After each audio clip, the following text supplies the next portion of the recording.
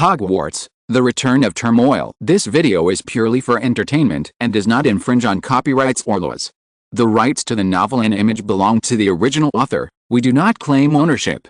Don't like waiting and want to listen to this fanfic in full now? Subscribe to our Patreon, where you'll find the best fanfics. Chapter 501 Doi's Trust. Is it because of who Doi trusts? If so, it is understandable. Doi has been in this family for more than a year, so it is normal for her to be familiar with Alton. But Maureen knew that this was definitely not a question of trust or not. Pying could see it, so Doi didn't necessarily trust the guy, right? Or maybe only people with special abilities could see Doi, but Doi could choose to let the people she trusted see her. After dinner, Maureen returned to his bedroom. He put Doi on the bed and asked, "Doi, can you let the people you trust see you?" "Doi, great," Doi said, looking up. Doi can speak too little. It is like a babbling child who can't fully express what it means. "We won't be great for now. If so, you can nod your head," Maureen said. Doi thought about it, swung its fluffy tail twice, and then nodded. "Oh, you actually have this ability, I didn't know," Maureen said to himself. It seems that Grandpa really saw it because Doi trusted him. He thought too much? Momo, swoosh swoosh. Doi jumped to the bedside table and took out Maureen's wand. He waved the wand with his two little paws. He planned to play with Maureen's wand again. Ever since Doi found that he could swoosh swoosh that night, he has been addicted to it. From time to time, he would grab Maureen's ears and ask Maureen to shout spells. After Maureen recited a spell to set off fireworks, he let Doi hold his wand and play. Maybe I really think too much? How can I believe what Pying said? Maureen has been asking Alton in a roundabout way these days to find out whether what Pying said was true, but he felt that he was too curious. Momo, swoosh swoosh swoosh. Doi stood on the table, riding the magic wand under it, as if riding a flying broom, and waved to Maureen. Ki Chong Ruzu. Maureen casually chanted a spell. A strong gas spurted out from the tip of the magic wand, like a jet plane. Doi shouted happily and flew around the room on the spurting magic wand. "Forget it, I don't want to think about it anymore." Maureen finally gave up the idea. It didn't make any sense anyway. If Grandpa didn't want to say something, he didn't need to ask more. Anyway, he would know what he should know. Bang! Doi didn't control the direction of the magic wand and hit the wall head-on. The magic wand bounced back and was caught by Maureen. Doi fell on the wall with her forelegs spread out due to inertia, and then slid down the wall with stars in her eyes and fell into the crucible. After the matter of the black cube was solved, there was nothing to worry about for Maureen. This summer vacation was still very interesting. As for what magic rules Arnag said would be broken, Maureen was not very clear. He felt that life did not change much. No matter what magic rules were broken, Arnag should be able to find out. Let's talk about it later. Most of the magic items in the magic world still fall into the hands of Muggles every day, causing a lot of trouble for Muggles.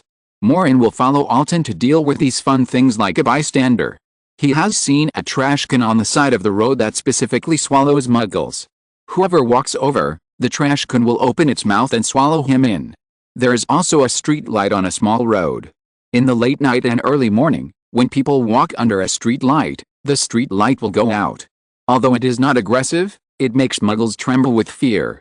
Maureen has also been to an old house that is said to be the most haunted by Muggles. Some brave and curious Muggles like to explore the ghost place, and then they are scared to death. In the end, Alton and Maureen dragged 3 boggarts out of the old house. In the Muggle world, phenomena that they cannot explain are called bizarre events. They like to scare themselves with various ghosts killing people, but in the final analysis, it is actually caused by the abuse of magic by some wizards. In early August, Alton happily took Anrin and Maureen to see a movie. When Anrin left home, the Briar couple did not look very happy. They were now a little nervous because of the enthusiasm of Alton, but they did not seem to dare to refuse Alton's invitation, for fear that Alton would sneeze and a group of zombies would run out of the toilet to dance. That scene was too weird. "Grandpa, I didn't know you knew about movies," Maureen said. He only had a vague concept of movies. He had learned it in the Muggle studies class, but in fact, for someone like Maureen who was familiar with Muggle knowledge, movies were a very novel thing. His only impression of movies was that Alton told him that last time a person named Sadako crawled out of the big screen, and was dressed up by Alton and stuffed back. "Yet, I thought wizards wouldn't go to the movies." The latest novel is first published on 69 Shuba. Unran held a cup of milk tea in her hand. Alton bought one for her and Maureen. Maureen found that the milk tea of Muggles was also very delicious. I bought it yesterday.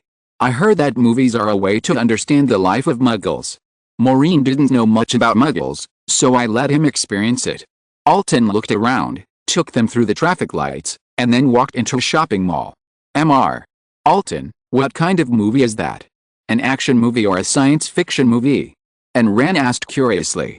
Alton touched his chin and thought for a moment, then shook his head. I'm not sure about this. The name of the movie is Holiday House. It sounds good. It may be about traveling or something. Okay, let me see. Popcorn. Well, I see everyone wants to eat popcorn, and you are no exception. I'll go buy it, and you wait here. Alton saw that there were many people queuing to buy popcorn. He put his hands in his pockets and muttered twice. Then Maureen and Anran saw that Alton had inexplicably been the second in line, and those Muggles didn't know it at all. It turns out that you can use spells to cut in line. I must learn it well next time. Maureen thought. Alton soon came back with 2 large buckets of popcorn. The salesperson shouted from behind, £500? Sir, you gave too much? This new flavor of popcorn only costs £2. Oh, no need to change, I'll give it all to you. Alton said generously. Alton. Real. Rich. Walker. The salesperson widened his eyes. The customers around were also stunned. Unran also opened his mouth. Mr. Alton, do you know what £500 means? Alton stuffed the popcorn into Maureen's arms and waved his hand. It's okay. Muggle banknotes take up space in your pocket. A few days ago, I confiscated a bunch of Muggle banknotes that were enchanted. After removing the magic, I couldn't find the owner, so I gave them to Maureen to play with. Anyway, I can't use them up. Yes, I have now. Let me count. Maureen thought for a while holding 2 buckets of popcorn, and said, there are about 3 or 4,000 £50 banknotes. I forgot, I also used magic to build a small house with these banknotes in my bedroom as a nest for Doi. Used so many banknotes to build a pet nest. And Ran seemed shocked. Maureen. Real. Rich. Rich 3rd generation. Walker. Now there are not many. Doi played with fire with my wand and burned half of it. Maureen said disapprovingly. Doi, that's great. Doi jumped into the popcorn bucket and grabbed the popcorn and stuffed it into her mouth. Chapter 502. Watching a movie. And Ran felt that her worldview was overturned again. She had been used to the huge difference between wizards and Muggles in Hogwarts for a year, but she didn't expect that real wizard families would actually use money to build a nest for their pets. It's really the series of people being inferior to pets. Even people like Anran who come from a petty bourgeois Muggle family would not casually use money to build a nest for their pets. Okay, the movie is about to start, you two hurry in. Alton looked at the time and found the entrance to the cinema. Grandpa, aren't you coming? Maureen asked. I'm working on a case nearby. I'll pick you up in 2 hours. Watch the movie well. And Ran, tell Maureen what the movie is about. His Muggle knowledge is far behind ours.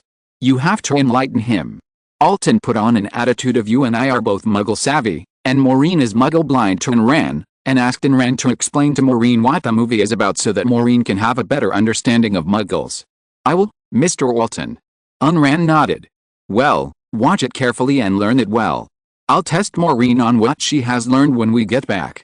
Alton watched Maureen and Anran enter the cinema, then ran to the toilet and apparated. Have you never seen a movie before? Anran asked. No, my grandfather used to buy me comic books. I heard it's almost the same. Maureen took the ticket and found the number 3 screening room according to the instructions. Their seats were in the middle, and the view was great. Anran had also seen wizard comic books. Wizard comic books were much more interesting than Muggle ones. The characters in the comic books could move, and they could discuss the plot with the characters in the pictures and change the plot of the comic books. To some extent, wizard comic books were much more interesting than movies. If you were not satisfied with a plot, you could change it yourself. It was more selective than the rigid Muggle movies. Maureen and Doi were eating popcorn together. Anran was also very interested in Doi. She had only seen Doi recently. Doi was the type that everyone loved, and she was not averse to Anran. There were quite a few people watching the movie. A couple who looked like high school students came over and looked at Maureen and Anran in confusion. Sarah, look, there are still such young children watching this kind of movie. The thin young man with the glasses looked at Maureen and Anran in surprise and said to his girlfriend beside him, "Really, Barry, the cinema actually let them in." The girl named Sarah, "It can't be called a girl, it should be a female man, who looks strong and fat. She is as strong as two boyfriends, which is in sharp contrast with her thin boyfriend. Can children watch this kind of movie?" Maureen asked in confusion. "It can be watched, but it's not good for children to watch this kind of movie." "It doesn't matter, don't treat us as children." Maureen shrugged. "Don't worry about him, Sarah." The thin Barry sneered, "They will know in a moment. We have warned them." And Ran asked in a low voice, "Maureen, this movie, can't it be that inappropriate for children?" Maureen was stunned for a moment and said, "No way.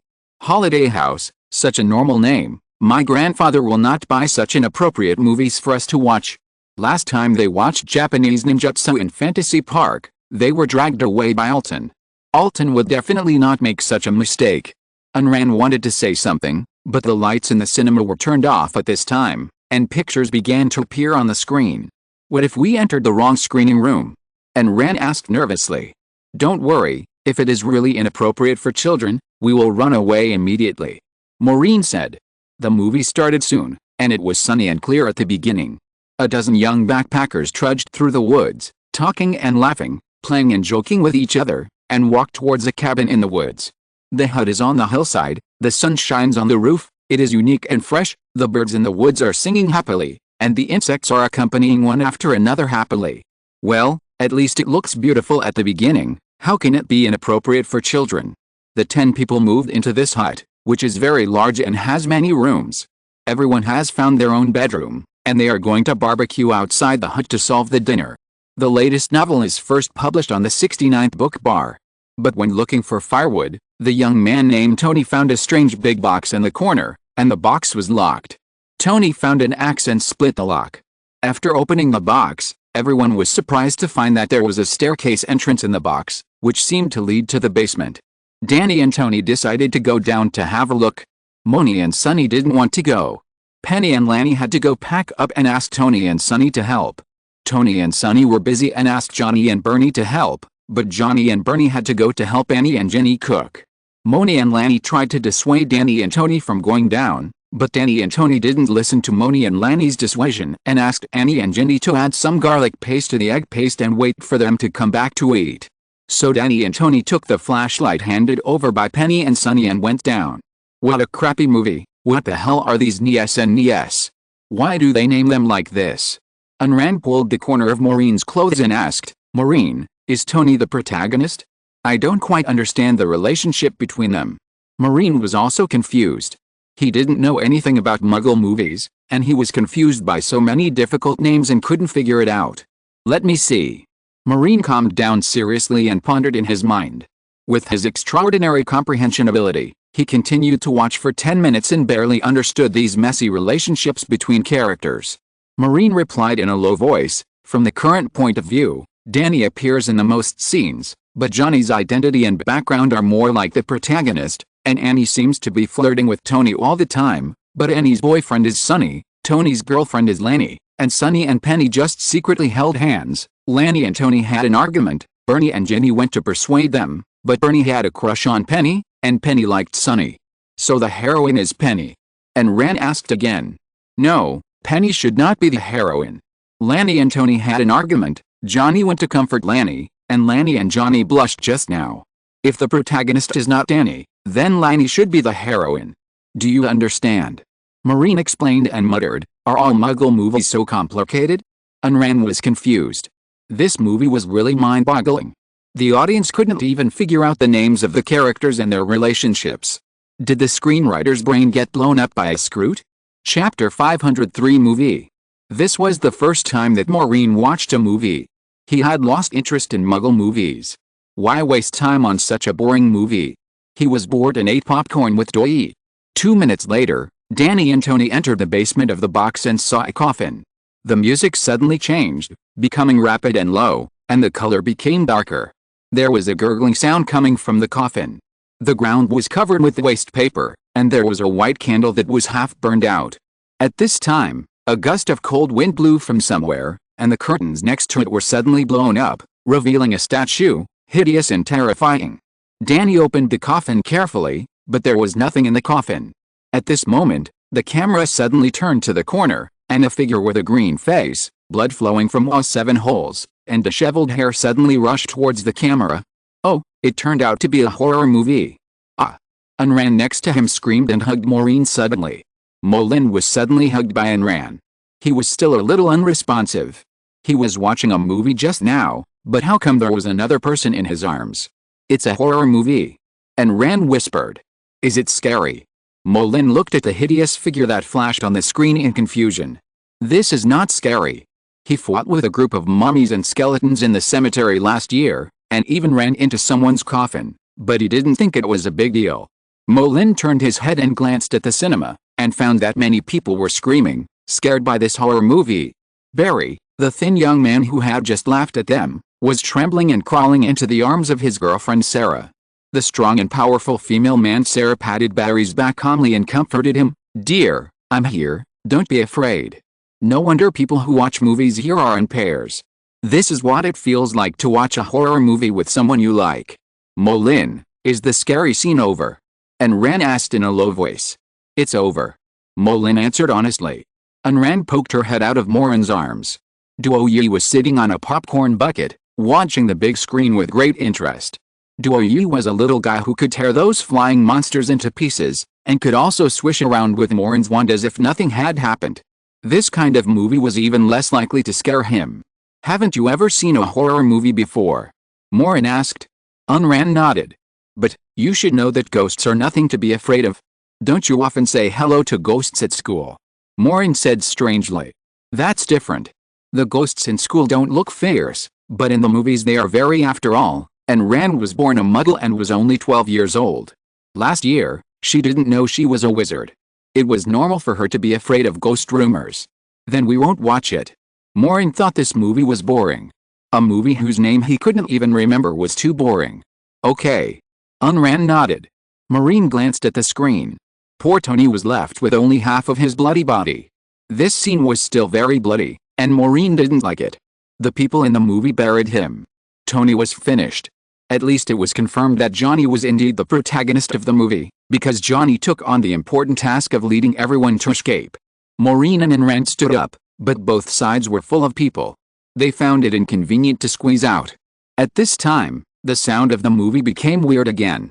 Those scared people huddled together, and no one gave way to Maureen and Unran. When the next horror scene comes, I will take you to apparition. Maureen sat down again and lowered his head. The cinema was dark, and everyone's attention was on the screen. If he apparition, he could take Unran away as long as he waited for those audiences to close their eyes and scream. Yet, Unran held Maureen's hand tightly, which made her feel more at ease. The movie continued. After Tony died, Johnny led the remaining Nies and Nies to run wildly in the woods, trying to escape from the scary hut. As the night gradually darkened, they found that they could not escape from the forest and had lost their way. A little starlight came through the woods, and they saw another hut, which was completely different from the previous one. The panicked men and woman hurried to the hut and found that the door was open, the lights in the house were on, but no one was there. Everyone leaned against each other tightly in the living room, not daring to breathe, because they fled in a hurry. All the luggage was left in the previous hut, and there was nothing to eat. After a while, Sunny suggested to find out if there was anything to eat in this house. Everyone was hungry, so they went together. However, what surprised the Nies and Nies was that they actually found their backpacks and luggage in this house. How could this be possible? This house was completely different from the previous one. They clearly left their luggage in another house, so how could it mysteriously appear here? Everyone looked at each other in horror. Their hearts were in their throats. No one could explain all this, so Johnny decided to lead everyone away from here. The Nies and Nies carefully picked up their luggage and backpacks and hurried to the door of the living room. Everyone felt that the cabin was unsafe. The latest novels are first published on the 69th book bar. Tick-tock. Tick-tock. I don't know who has sharp ears, but I heard the sound of water dripping, and it became clearer and clearer. Through the window, there was a rustling sound in the woods, and there seemed to be a low giggle in the woods, which made people creepy. Sunny carried an oversized travel bag and bravely looked at the next room, but nothing happened. However, just when everyone was in a false alarm, when they opened the door and prepared to leave, they found that Tony's bloody lower body that had just been buried was standing at the door. At this moment, Tony's bloody upper body suddenly emerged from the oversized travel bag behind Sunny. His bloody hands suddenly tightened Sunny's neck and twisted Sunny's head off alive. Sunny's head rolled out, and the headless neck gushed out. Ah! Screams rang out again in the entire cinema. Maureen grabbed it and ran and immediately apparated out and disappeared in the cinema. They appeared in the alley outside the mall, and the two returned to the mall and waited for Alton to pick them up. "Aren't you afraid of horror movies?" and Ran asked curiously. She was much better now. "What's so scary about horror movies?" Seeing that it was still early, Maureen said, "Let's go shopping. Let's see if there are any fun things and buy some." Maureen generously took out a paper bag from his pocket, which was full of colorful banknotes. "I only brought £5,000, which is not a lot. Let's spend it all." Ran was stunned. "Maureen, don't you really know how expensive £5,000 is? This money is useless to me anyway, and I can't spend it in Diagon Alley and Hogsmeade." Maureen said indifferently. Ran explained to Maureen in detail what £5,000 meant to Muggles, but in Maureen's opinion, it was just a pile of paper, not as beautiful as the golden galleons. Gold is still more textured, and for wizards, it represents money. "My mother said that children should not spend money lavishly." And Ran seriously stopped Maureen, and then went to the store to buy 2 lollipops and 2 cups of milk tea. Chapter 504 Elective Course. Alton came to pick them up soon, and after sending in Ran home, he took Maureen away. "How was it? Was the movie good?" Alton asked with a smile. "It was okay." And Ran said it was a horror movie, a little scary. "Grandpa, you didn't tell us it was a horror movie," Maureen said. Maureen actually wanted to see the ending of the horror movie, but Ran didn't dare to watch it, so it was a bit regretful. "I heard that Muggle young lovers like to watch horror movies. Although I don't know why, I am creating opportunities for you." Alton patted Maureen's shoulder and said earnestly. Maureen was stunned. But Ran didn't dare to watch it. She was so scared that she jumped into my arms. "Isn't that good?" Alton smiled and blinked. "Grandpa is teaching you how to get along with girls. You are smart, but you don't know much about this. What a good grandpa in the wizarding world." "Doi, great." Doi jumped on top of Maureen's head and nodded excitedly. Maureen held her forehead. Grandpa really cares about her. September 1st is the first day of school. Although Maureen can apparate to Hogsmeade, it is a tradition to take the train to Hogwarts. He still went to London Station and found Hugo and his friends. Hugo and Lily were talking about interesting stories about the summer vacation. They went traveling again and had a good time. "What about you? Maureen, what did you do during the summer vacation?" Hugo threw his luggage on the luggage rack and sat down by the window. Maureen thought for a while and then said, "At home, I followed my grandfather around and handled some cases." He finally decided not to tell about the stone arch at school during the summer vacation. Anyway, the matter was over, and Arnold asked him to keep it secret, so he didn't say it. "Maybe you can inherit the family business and work in the Ministry of Magic in the future," Lily suggested. "Maybe." Maureen held her chin. "What about you, Ran? Are you still going to summer camp?" Hugo asked. And Ran said, "When I was at home, my father insisted that I learn non-magical knowledge, that is, what you call Muggles, but I often go out with Maureen, and Maureen's grandfather even took us to see magic concerts." "Cool. I haven't seen a concert for a long time. Is it the Brothers of the Crooked Melon and the Date? Are they still playing with the sound of exploding fruit this year?" Hugo asked. "No, they played with a group of Mortra mice and fire crabs during the summer vacation, which was quite interesting." And Ran said, "It's strange that your family is willing to let you go out with wizards." Lily said, "Oh, my father is not very happy." And Ran smiled and looked at Maureen again, "But my mother said that I should communicate with more people. She recognizes wizards." Maureen thought about it. He felt that Ran's father should not welcome the overly enthusiastic Alton and him, but her mother was still quite easy to talk to. "By the way, Maureen, you have to take at least 2 elective courses in the 3rd grade. Have you thought about what you want to take?" Hugo asked. Maureen shook her head. "I don't know, I haven't decided yet." The letter sent by the school during the summer vacation included a course selection list.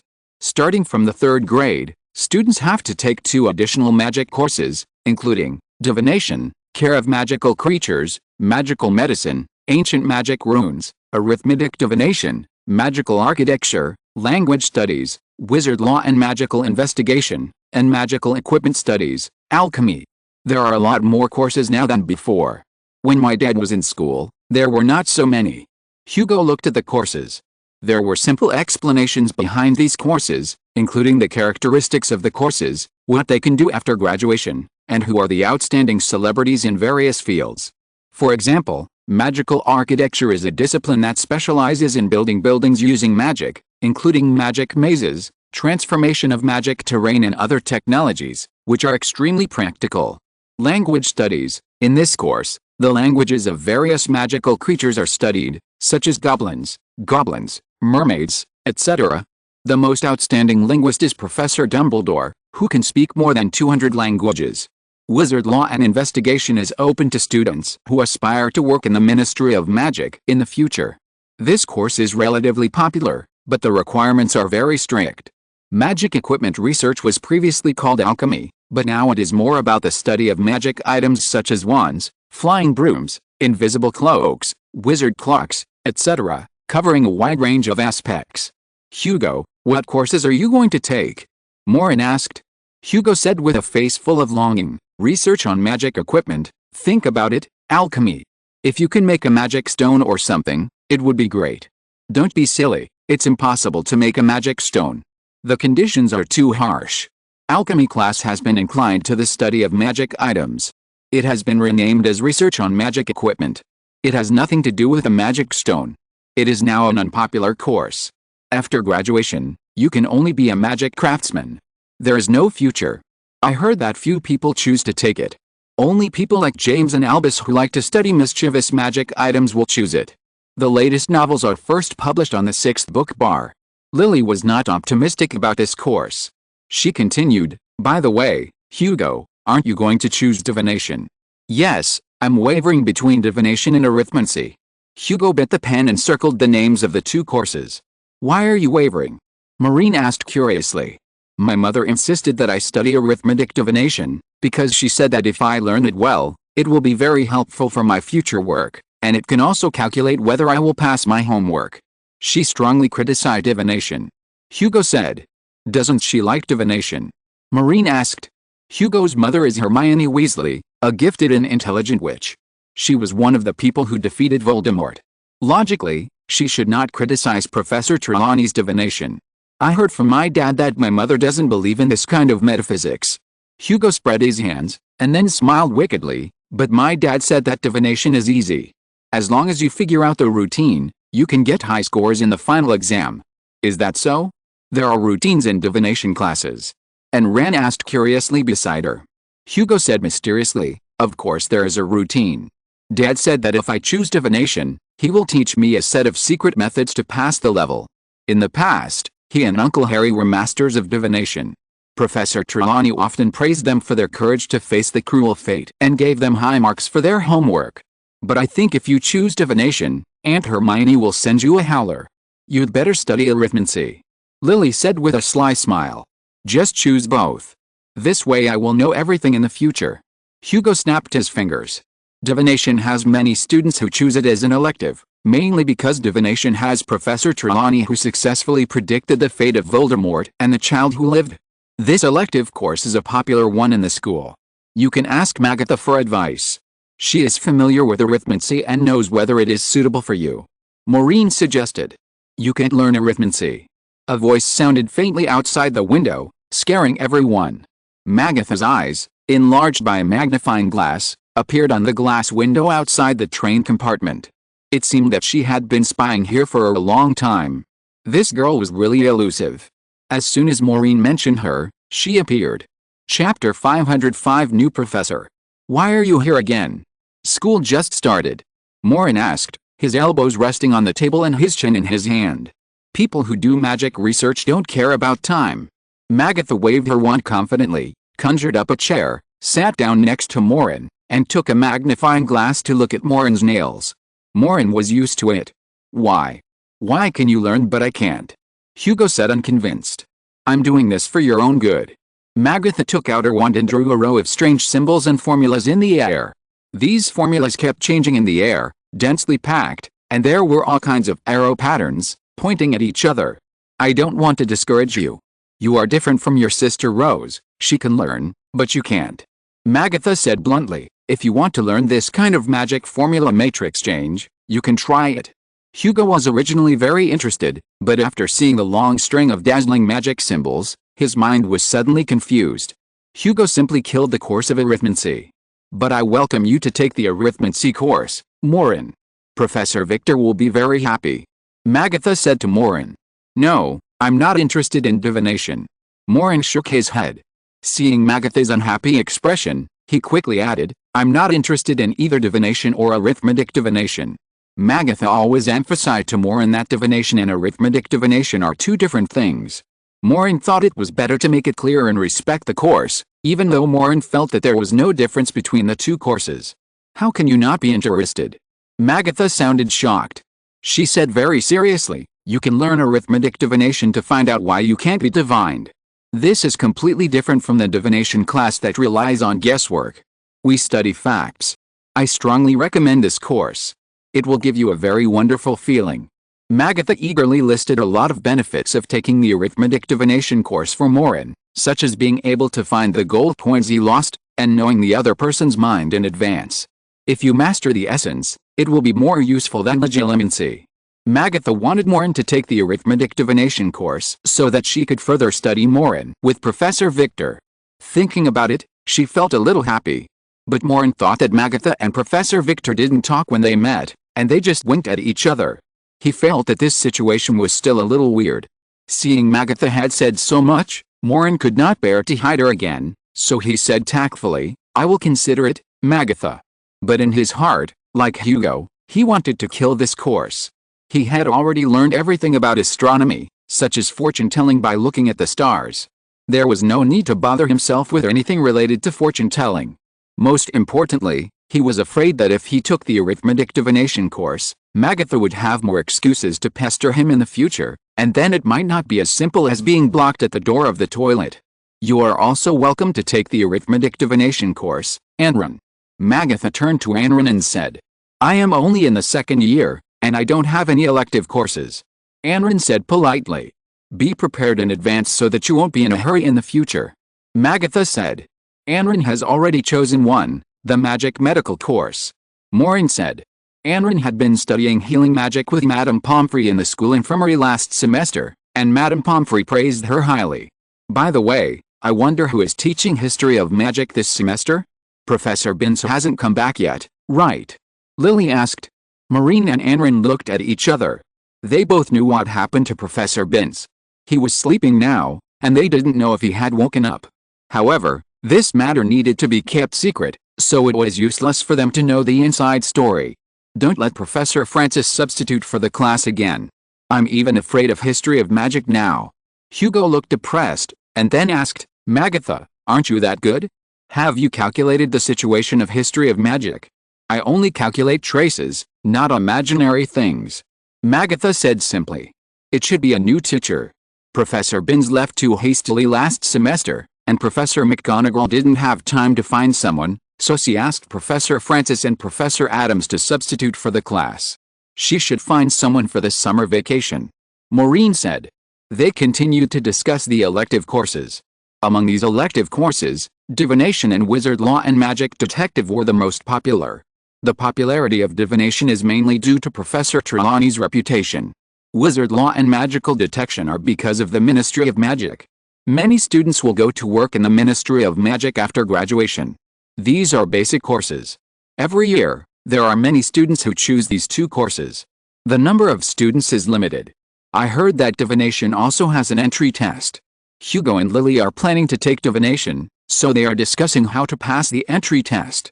Hugo is still considering whether to use a back door to let Lily's father talk to Professor Trelawney or something, but Lily righteously refused. Divination is a very sacred course, Hugo, you shouldn't have such a backdoor idea. People who don't have a talent for divination will be useless even if they learn this course. Lily respects Professor Trelawney of divination very much. That is the professor who made a prophecy for her father. She has always thought that she can shine in Professor Trelawney's class. It would be even better if Professor Trelawney could make a prophecy for her. Every third-year student must take at least 2 electives. After Maureen dropped the divination and arithmetic divination courses, he took a fancy to ancient magic and magic architecture. The latest novels are published on the 6th book bar. The original intention of learning ancient magic was because of the stone arch. Piengd had cast many difficult spells. These spells were quite ancient, and many of them were ancient magic. It would be great if he could learn them. As for magic architecture, he was purely interested in the strange operation of Freud building a house in a tree last time. Okay, Maureen, I hope to see you on Professor Victor's course list. After arriving at the school, Magatha solemnly talked to Maureen and left. She will be disappointed. Maureen couldn't help but say as he looked at Magatha's leaving back. He glanced at the stone archway, which still stood outside the castle, dilapidated and worn. The traces of the battle that night in the summer vacation had all disappeared, and it looked as if nothing had happened.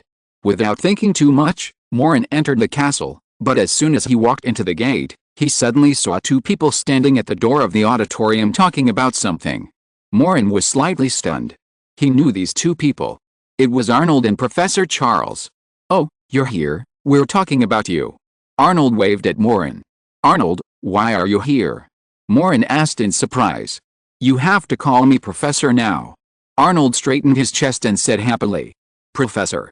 Maureen suddenly reacted, "Wait, you mean are you going to come to Hogwarts to teach us the history of magic?"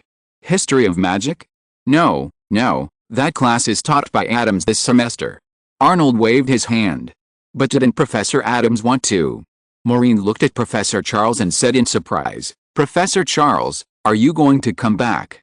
"Yes, Professor Singer asked me to come back."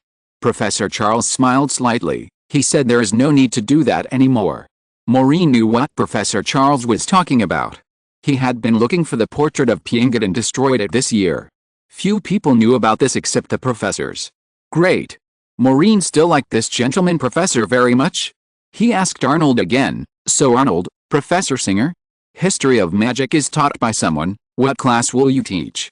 If you're listening to this novel on a channel other than Fanfic World, it means they downloaded and uploaded it without effort. We cordially invite you to visit our channel, Mundo Fanfic Novelis. There you'll find the original version of this story and you can explore many other novels of various genres. We're waiting for you to immerse yourself in a world of incredible novels. Chapter 506 Magical Equipment Research Class. Arnok smiled mysteriously and said, "Magic Equipment Research? Huh? Doesn't this course have a teacher?" Maureen asked in confusion. "MRS. She retired this year, so I came here," Arnok said carelessly. Maureen looked at Arnok in confusion. "Isn't it time for Arnok to retire at this age? Tomorrow afternoon, your first class in the 3rd grade, don't be late, kid, or I will punish you to put you in solitary confinement." Arnok fiddled with his tie and said seriously, "I will put you in solitary confinement for a week or 2 to make you behave yourself."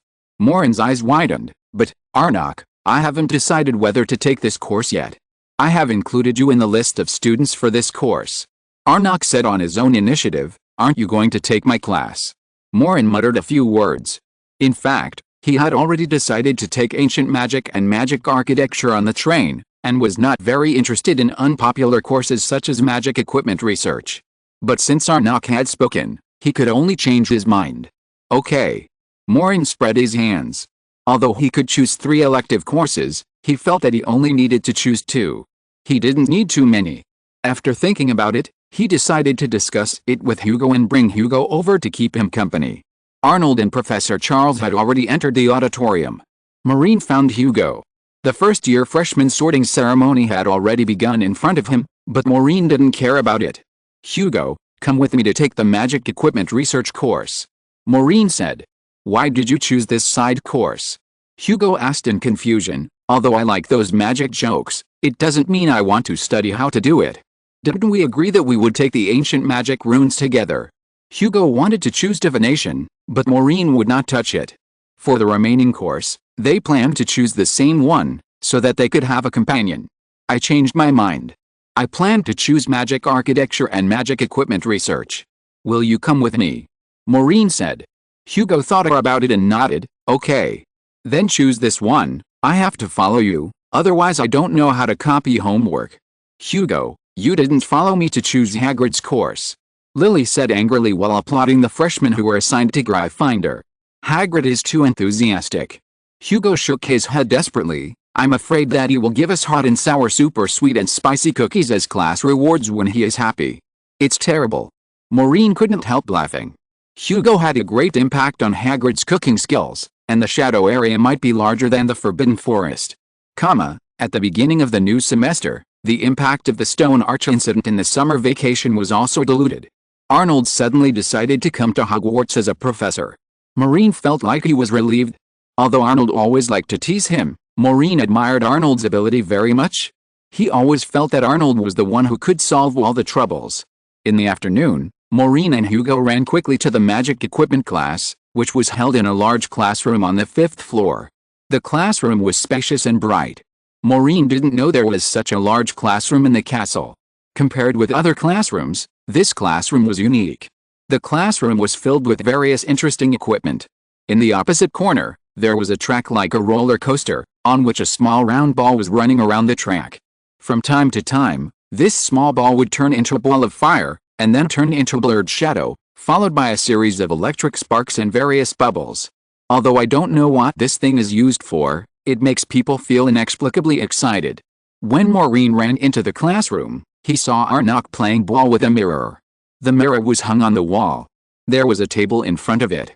Arnok was holding a red racket in his hand and swinging a yellow ball the size of an egg towards the mirror. Oh, you are here? Do you want to play?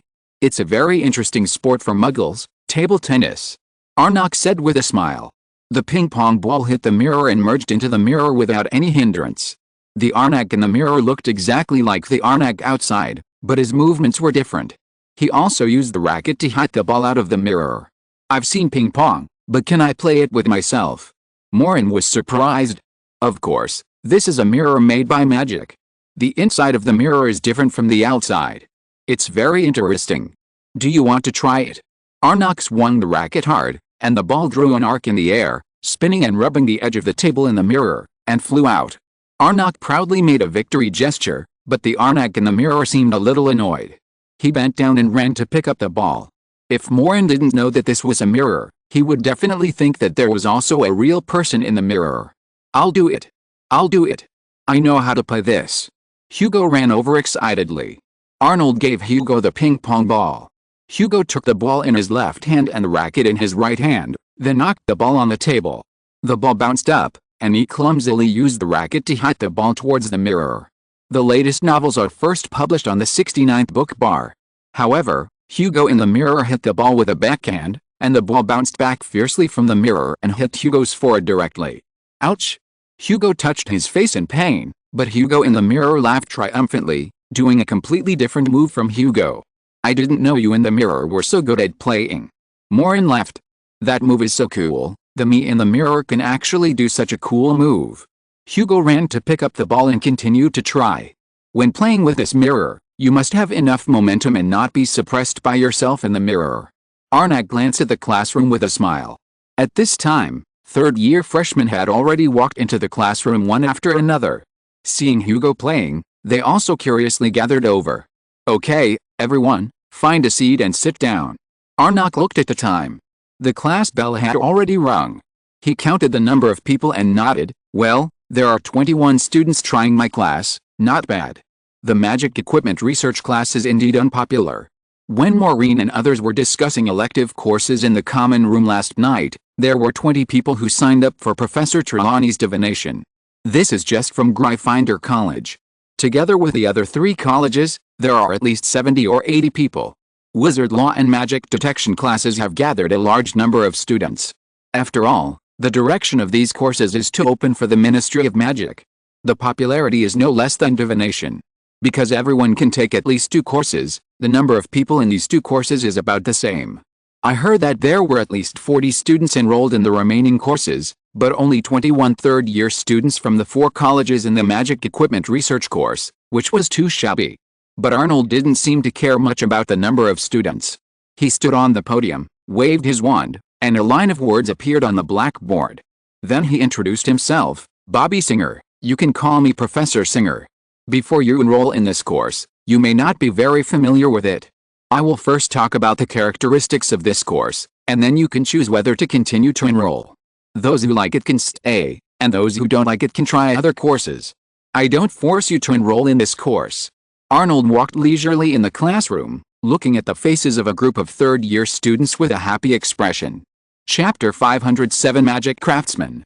What can you do in this course? Simply put, you will learn how to make magic gadgets, such as invisible erasers and automatic recording pens. You must be familiar with these. In the future, it will also involve the production of magic wands, invisible cloaks, and flying brooms. Of course, if you want to make a flying broom as good as the Windhawk, you need superb magic skills. You still have a lot to learn, including the design of blueprints, the calculation of magic formulas, and the control of spells. It is profound and complex, but interesting and practical. After Arnold finished speaking, he asked, "Okay, I'll give you the opportunity to ask questions. Is there anything else you want to know?" A Slytherin boy raised his hand. "Professor, is there a future for this elective course?" Arnold looked at the boy with interest. The boy seemed a little embarrassed and continued, "My father said that elective courses need to consider one's future. He gave me a lot of advice, but he didn't think highly of this course. He thinks that after studying this course, you can only be a. He seemed to be looking for an appropriate word to express what he meant. To be a magic craftsman who works himself to death but has no status, right?" Arnok smiled and helped him finish his words. "Sorry, Professor, I don't mean to belittle this course." The boy muttered, "It's just that now elective courses are linked to careers. I heard that this course is thankless. You may not be able to find a job after graduation, and the salary is low. You can only tinker with tools for the rest of your life. You have no future." "What you said is almost right." Arnok smiled and nodded. The whole class was shocked. They thought that the professor would refute this statement with righteous words, and then list a lot of benefits about learning magic equipment knowledge, how bright the future is, and how high the salary will be after graduation. In short, he would praise his course to the sky first to retain students. However, no one expected Arnok to agree with the student so straightforwardly. Maureen held his chin and looked at Arnok. He was probably the only one in the class who knew Arnok's personality. Arnok would not care too much about such things. He liked it when he liked it and didn't like it when he didn't like it. He was very willful. Arnok continued, "I think your family members must have given you a lot of advice during the summer vacation, such as choosing more promising courses and helping you plan your career prospects. I just heard that the wizard law and magic detection courses are full, with a total of 98 students taking them, which is more than mine." Arnok glanced at the 21 students in the class. His course was not at the same level as wizard law. To be honest, studying wizard law will make you feel at home in the Ministry of Magic in the future. Working in the Ministry of Magic is much more prestigious than being a magic craftsman. If you are doing it for status, reputation, money, etc., I suggest you try there. It should be in time. Arnok's words surprised many students again, and many students whispered. Hugo also asked in a low voice, "Maureen, the teacher of this course, is he a little bit annoying? There are not many students to begin with, and if he says that, won't they all run away?" "Oh, it doesn't matter."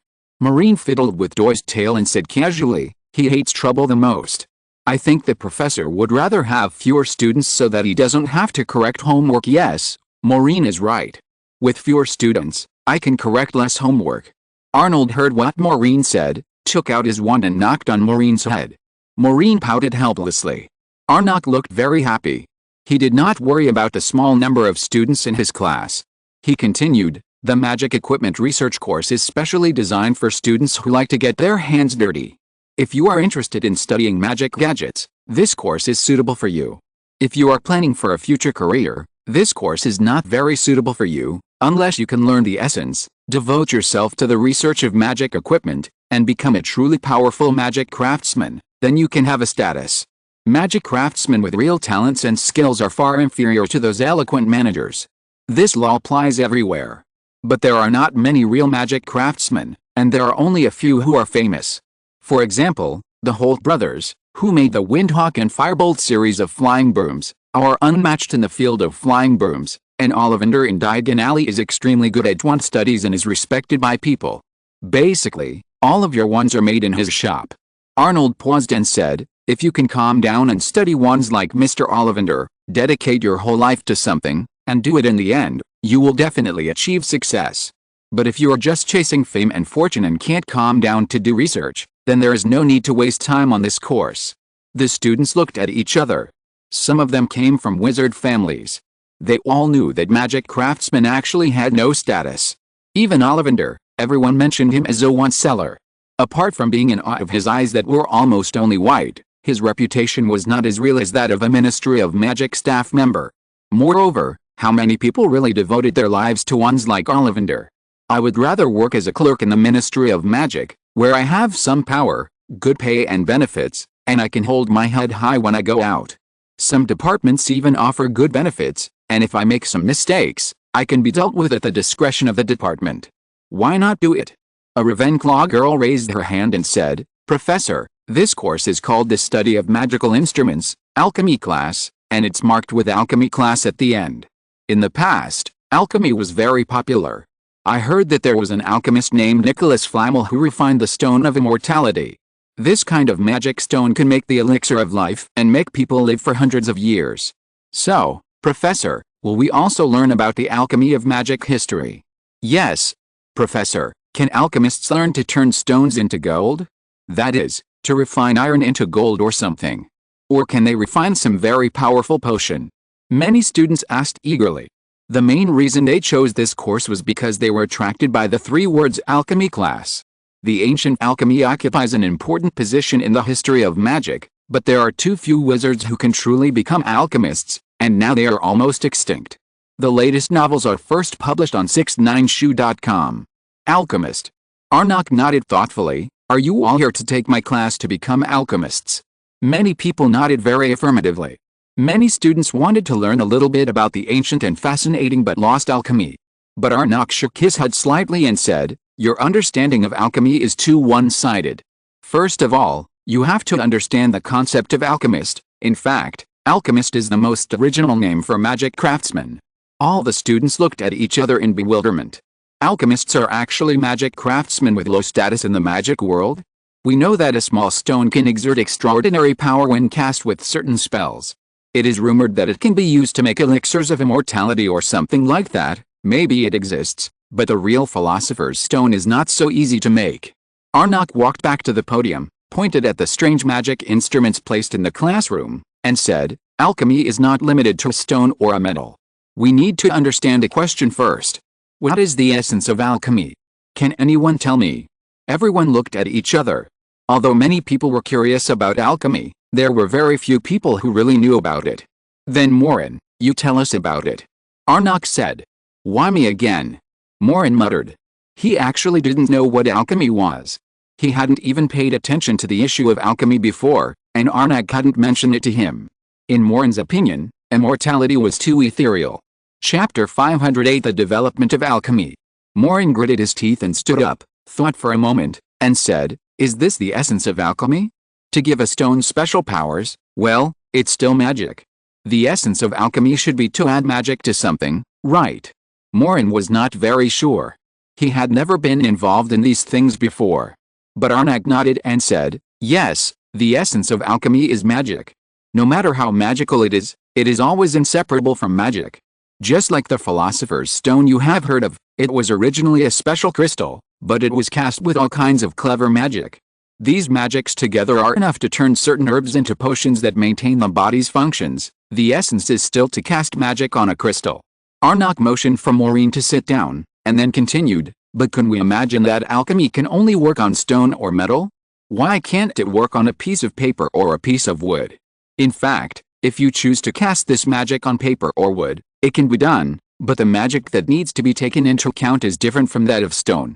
This expands the concept of alchemy." Arnok showed the wand in his hand, and his skinny fingers stroked the wand. The wand emitted strange magical waves and sank into the air. Then golden ripples appeared in the air, spreading out brilliantly. Just like the magic wand in your hand, it is not just a piece of wood. It is fused with a hair or nerve feathers of a magical creature, etc., and then the wood is made strong by casting special magic, which can be used to guide the magic in everyone's body. So, making a magic wand is also a kind of alchemy. Arnok's words surprised everyone, because in their opinion, Alchemy should be the kind of high-end that can turn stones into gold and immortality, but Arnok's point of view seems to subvert their cognition. It turns out that making a magic wand is also a kind of alchemy. With the development of magic to the present, the concept of alchemy has also been expanded.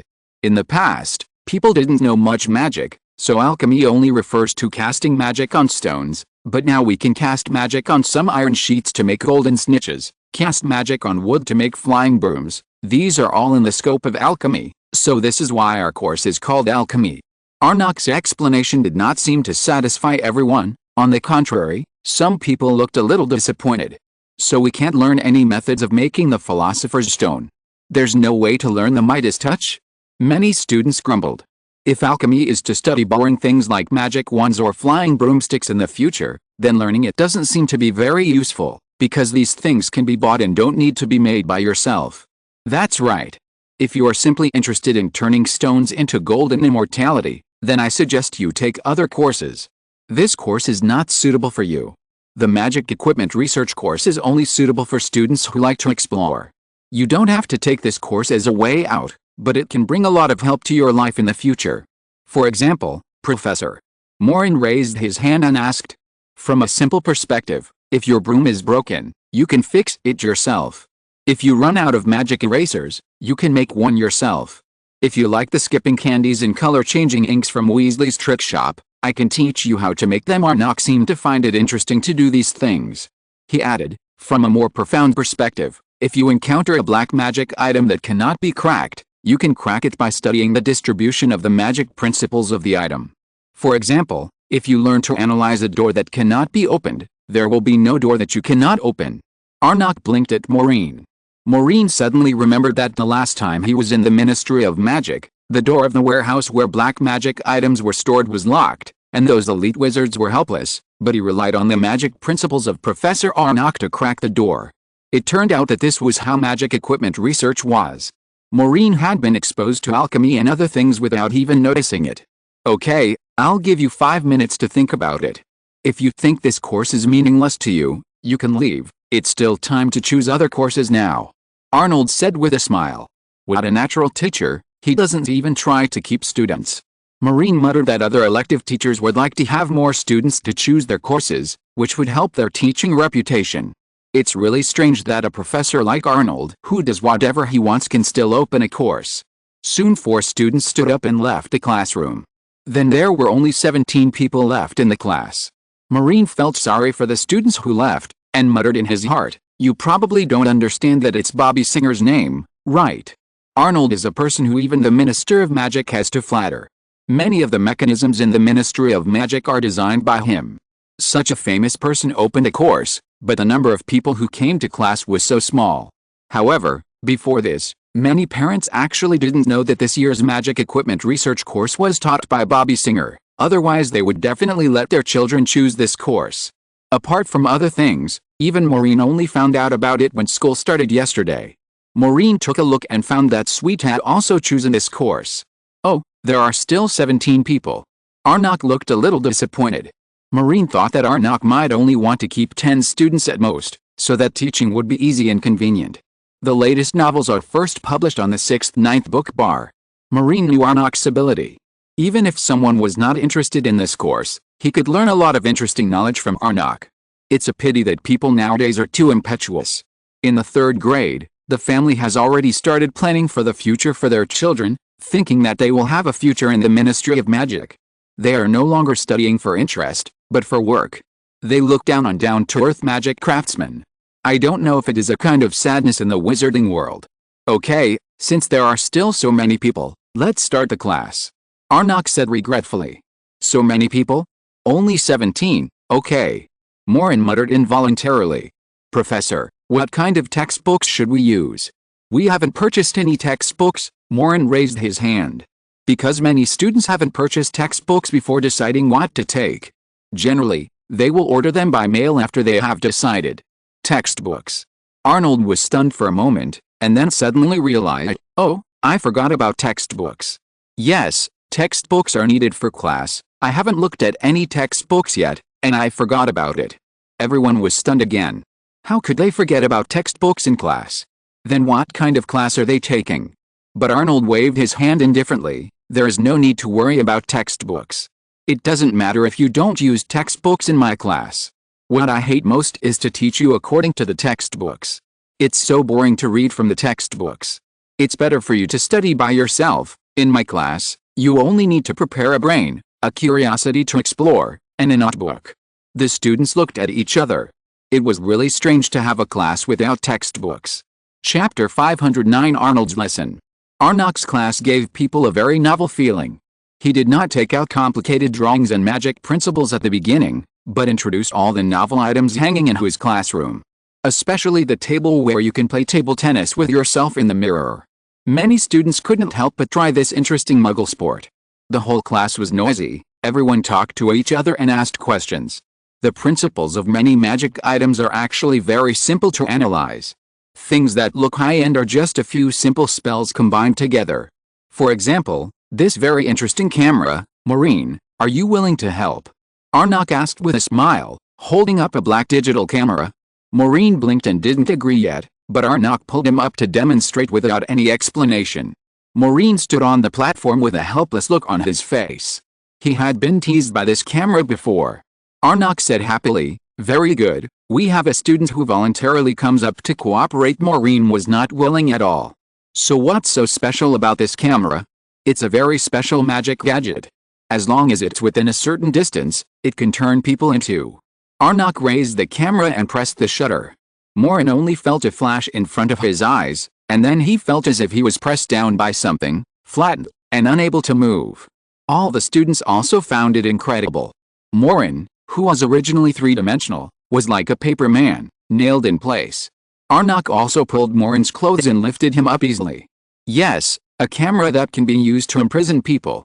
Taking a photo of someone can press the person into a photo. It's a very interesting thing. I designed this thing to prevent thieves. I put it at home to deal with those uninvited people. I will take a photo of anyone who comes. But later I found that pranks are more fun. Arnold blew at Maureen, and the paper man Maureen floated in the air, like a feather, light and weightless. "Awesome!" Hugo exclaimed. Puff. Arnold waved his wand, and Maureen changed from a paper man to a three-dimensional man again, falling from the air and landing steadily on the ground.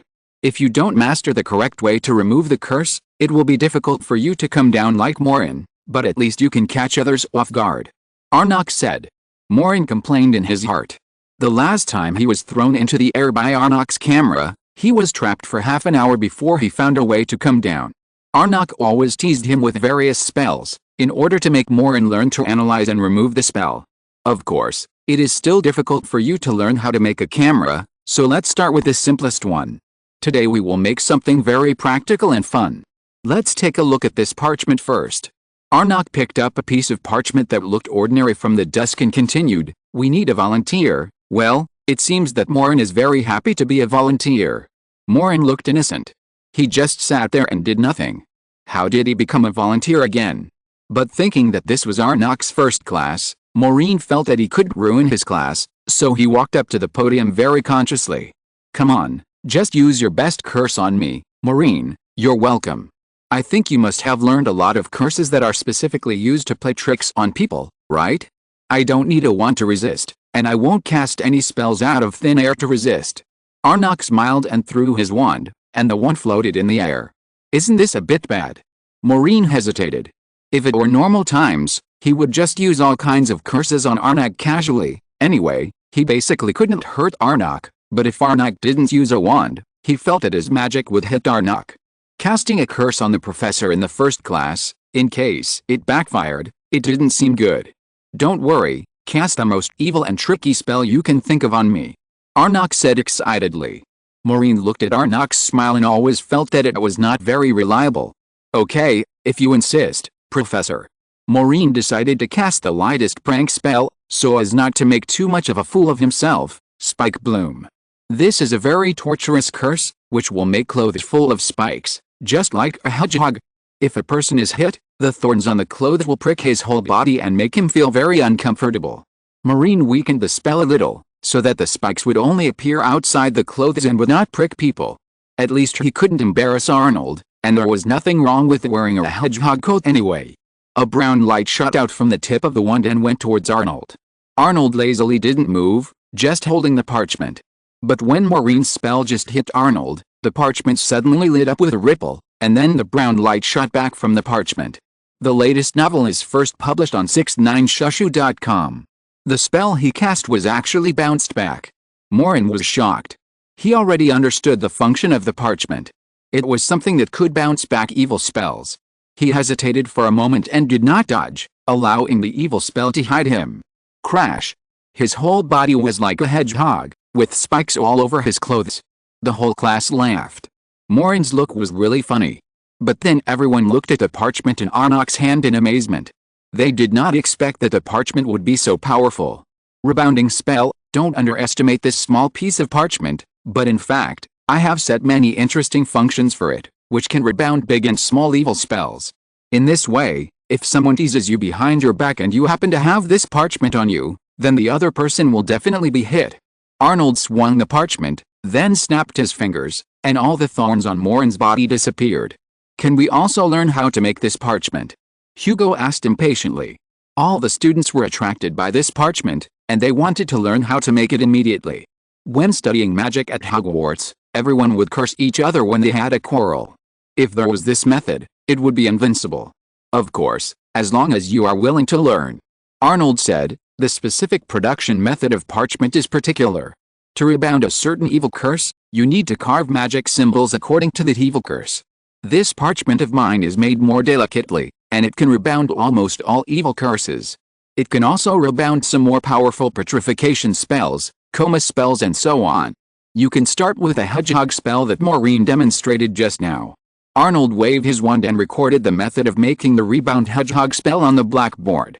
Everyone hurriedly took out their notebooks and wrote down the key points. Chapter 510, No Essay Writing Class.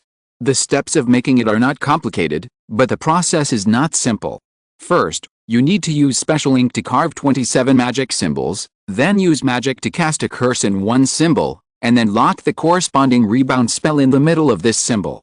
Once someone casts this curse, it will trigger the corresponding rebound spell and rebound the corresponding curse back. The spacing and line carving of each magic symbol are regulated, and you can't be careless, otherwise it won't work. Of course, this is also related to your own magic level.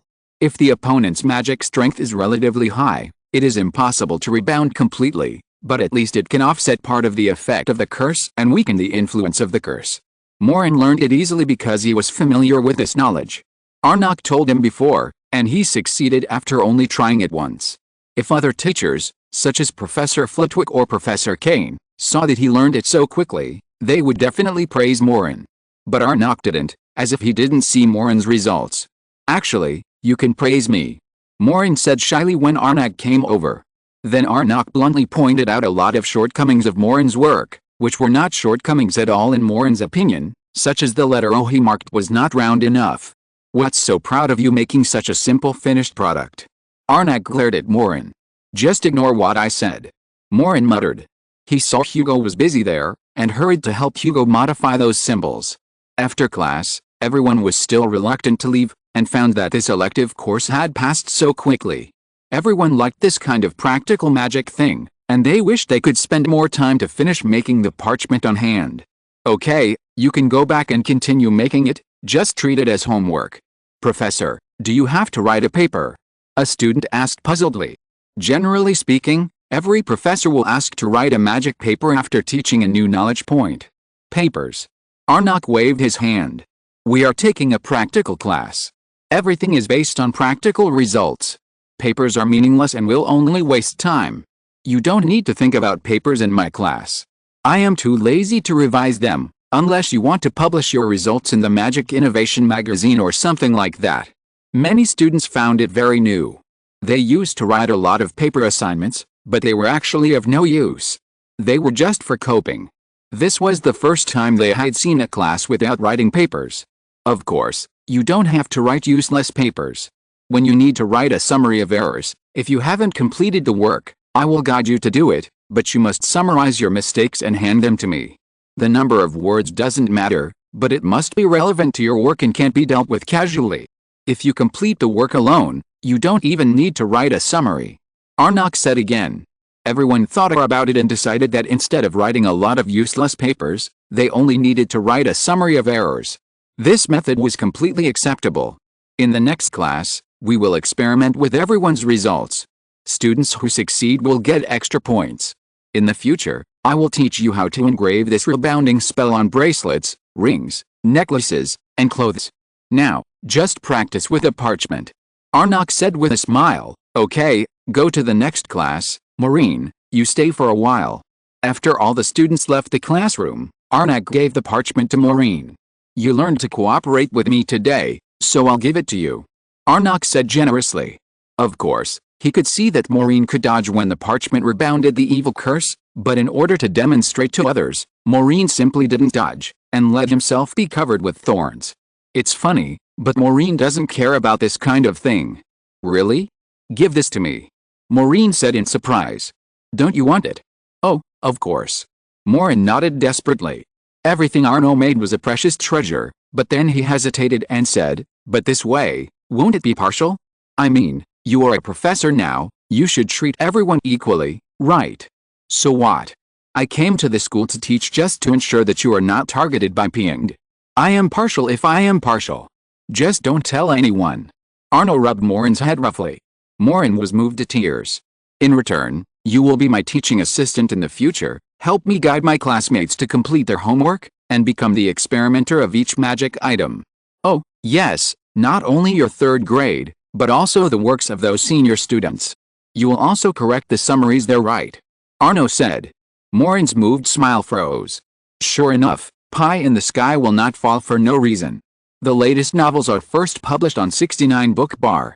But I hate paperwork.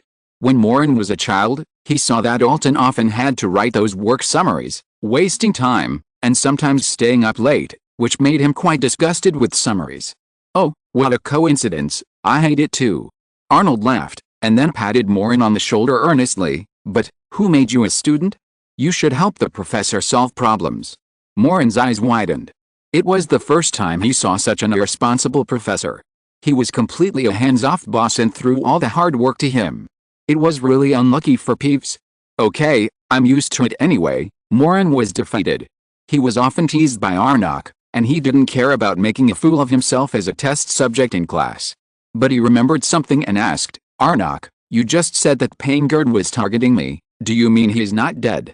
Because after the stone arch was opened, many magical rules were messed up. He has the help of Helena and knows more about the stone arch than anyone else. He must know something. I don't think he is dead. Arnok put the freezing camera aside and continued, this is also the purpose of my coming here. He will definitely come to you again. I can't let the same thing happen again. So that's the case. Maureen nodded, but he was relieved. Arnok was in Hogwarts, so Paingard would definitely not dare to mess around. Don't use this parchment carelessly. Although it can prevent evil curses, it is more for surveillance. If Ping's magic is used on you, I will notice it. I made it specifically for his painting magic. Arnok instructed again. I know, Arnok. Maureen nodded. Although parchment is useful, this kind of rebound magic has limitations. Magic will always be lost. It is best to use it at critical moments. Using it carelessly at ordinary times will only consume the magic on it. Okay, go to class. Arnok waved his hand with a smile. Chapter 511 Potter and Divination. At the beginning of the new semester, in addition to the familiar Transfiguration and Charms courses, the most discussed thing is about elective courses. Because everyone's elective courses are different, there are always many topics about elective courses. Compared with the Magic Equipment Research course, the Magic Architecture course is equally interesting to Maureen. This course is about how to build a magic house suitable for living. The structure of the house is very wonderful. As long as the traceless extension spell is used properly, even a wardrobe can be transformed into an amusement park. It is not enough for ordinary wizards to just build a house casually, because magic will always fail. If it is inhabited and not by some magical creatures, it will even collapse. This course also introduces the magical principle of the castle's spiral staircase and how to build it. In short, it is a very profound subject. Hugo chose divination without hesitation for another course. He also went to take it for Professor Trelawney's reputation. Since he came to Hogwarts, he decided to take the divination course. This time he finally got his wish, but the result did not seem to be smooth. When he came back from the divination class, he was in a bad mood. Professor Trelawney predicted that I would have bad luck in the future, and I would not have good luck for at least 2 months. Hugo said with a bitter face. Really? Did she tell me how to crack it? Maureen asked curiously. No, she said that I have poor magical talent, and that receiving the admission letter from Hogwarts is the luckiest moment of my life. Hugo sighed. He was in a bad mood. Why would she say that? Maureen said puzzledly. Did you do something in her class? I wanted to use my wand to clean the tea leaves in the teacup, then what? She burned all the teacups. She looked very angry. Hugo looked frustrated. Maureen touched his forehead, not knowing what to say. Every time Hugo cast a spell, his wand would go off from time to time. Burning a teacup or something was considered light, and it was fortunate that she didn't burn the desk. Don't think too much, maybe she was just talking in anger. Maureen comforted. She is a fortune teller. She predicted Harry Potter and Voldemort. Her predictions are very accurate. Hugo was very worried. I may not have good luck this month. Compared to the depressed Hugo, Lily seemed very happy. Professor Trelawney's class is great. Lily said with a beaming face. She didn't know me at all, but she found me among so many students at a glance, and accurately said my name and birthday. Really? Maureen asked casually. What did she say? She said that God gave her a pair of eyes to peek into fate. She saw that the son of prophecy who defeated the dark devil would pass on the responsibility of history, and fate would guide the daughter of the son of prophecy to come to her class. She said that my choosing this course was completely arranged by fate, and fate needed her to guide me, and she also said that I would have a bright future in the future. Lily was in awe of Professor Trelawney because of her father, so when Professor Trelawney said these words to her in the first class, she was even happier. Did she also say that you were born with clairvoyance, and that if you study hard, you can become an extraordinary prophet? James came over and asked with a big laugh. That's what she said. Lily glared at her brother. She also said that you two could have been very successful in divination, but you went astray. You didn't want to accept the guidance of fate, and chose a very ridiculous and hopeless path. Oh, my silly sister. Albus put his hands in his pockets and said with a grin, do you really believe what that old liar said? Shut up. Albus, you shouldn't say that to a professor. Lily said angrily, I'll tell Dad. Lily, don't be silly. Professor Trelawney said that just because your last name is Potter, I still remember that Professor Trelawney once blocked me in the corridor 3 years ago. James sat down next to Maureen and took out a few candies to share with everyone. Maureen didn't eat any.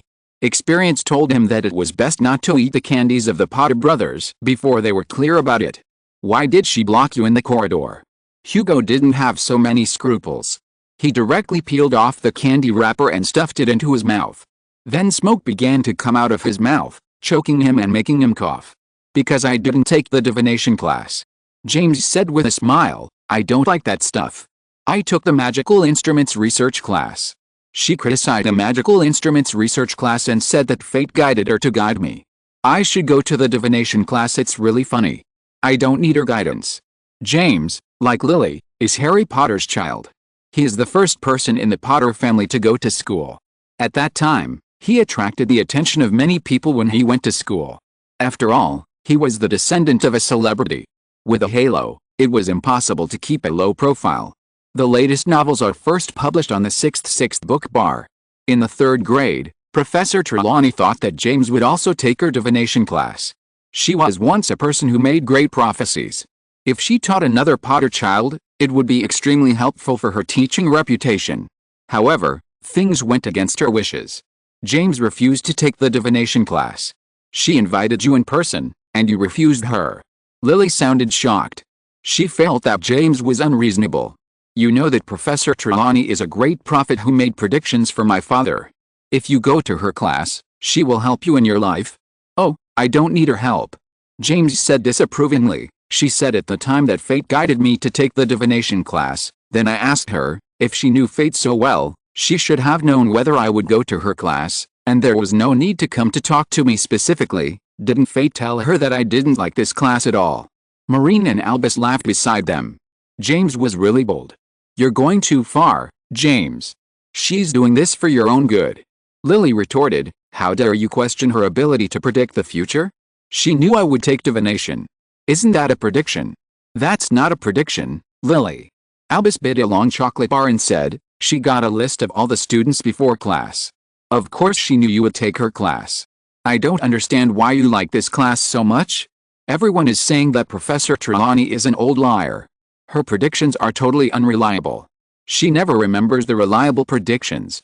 Maureen blinked and found that Albus was right about something, because he had met Professor Trelawney once in his first year.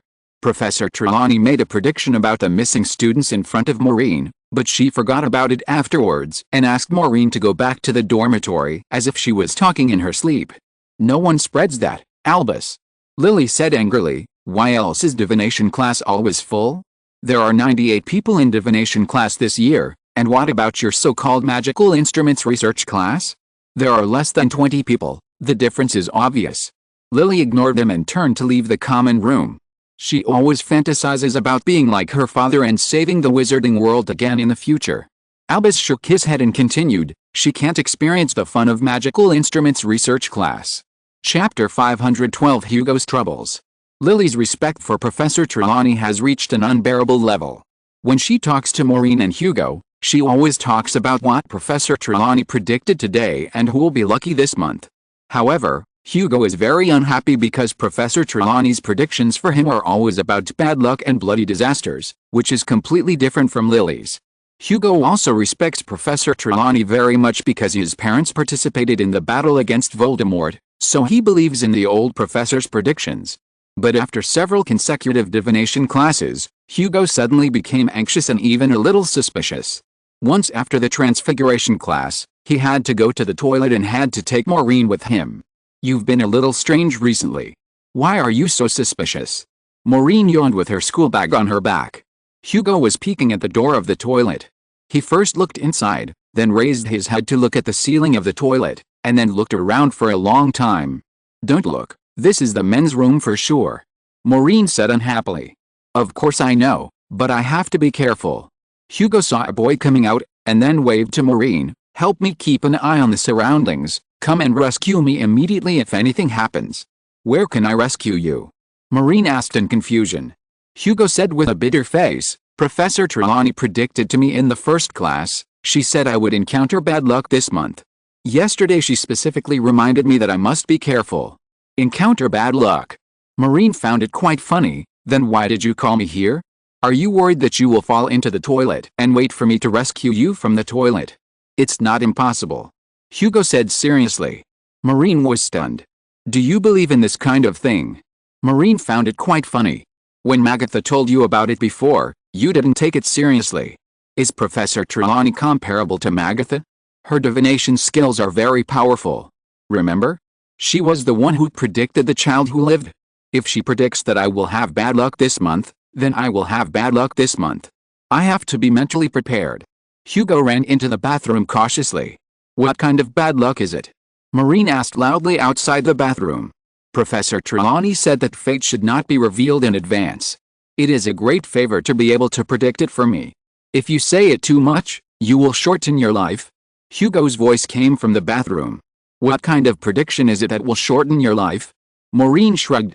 He thought Hugo was worrying too much. Magatha was right. Divination classes were indeed a bit too unrealistic. They only predicted bad luck in a general way, but did not explain in detail what it was. It was not reliable at all. You know, if Magatha does arithmetic divination, she can at least tell things very specifically, including what will happen to whom and where, but Maureen has seen it being specific to the minute and second many times. But Professor Trelawney only gave Hugo a very vague prediction, saying that he would have bad luck, but this bad luck was not specific. If tripping when going out is also bad luck, being scolded by the teacher is also bad luck, and being punished by the professor in solitary confinement is also bad luck, then anyone can make this prediction. After all, such things will definitely happen from time to time. Ah! Hugo's scream suddenly came from the toilet. "It can't be so effective, right?" Maureen quickly pulled out his wand and shouted, "Are you okay? Did you really fall into the toilet?" After all, falling into the toilet should also make a sound, and Maureen didn't hear any strange movement. "Myrtle! Why are you hiding in the toilet?" Hugo rushed out of the toilet quickly, shouting with an annoyed look on his face. "I was just thinking about what to eat for dinner, and you interrupted me." Myrtle's voice was very shrill. and she seemed to be even angrier than Hugo, as if Hugo flushed her out of the toilet tank when he flushed the toilet. "You are a dead person, what does it have to do with you want to eat for dinner?" Hugo said angrily. "You don't need to remind me of this. You bunch of annoying people always like to laugh at the fact that I am already dead." Myrtle floated out. Her voice was crying, and she seemed to be wronged and about to cry again, but when she saw Maureen standing at the door holding a magic wand, she blinked her pitiful eyes and sobbed, "Oh, Maureen, long time no see, you look good." Myrtle greeted Maureen in a familiar way, as if they were old friends meeting. But in fact, Maureen and Myrtle had not met many times at all, and the only intersection between them was Helena, who was no longer in a good condition. "Oh, thank you." Maureen put down his wand and said politely, "Myrtle, I think you should go back to the girls' room to think about what to eat tonight. It's the same wherever you go." Myrtle wiped her tears. "The water pipes in the school are all connected. I like to think about problems in the water pipes. Sometimes I don't even know which toilet tank I was flushed into." This statement is really strange, Maureen couldn't help but think in his heart. The latest novels are published on the 6th 9 books. Myrtle stopped crying, as if she remembered something, and then asked, "Do you have any news about Helena?"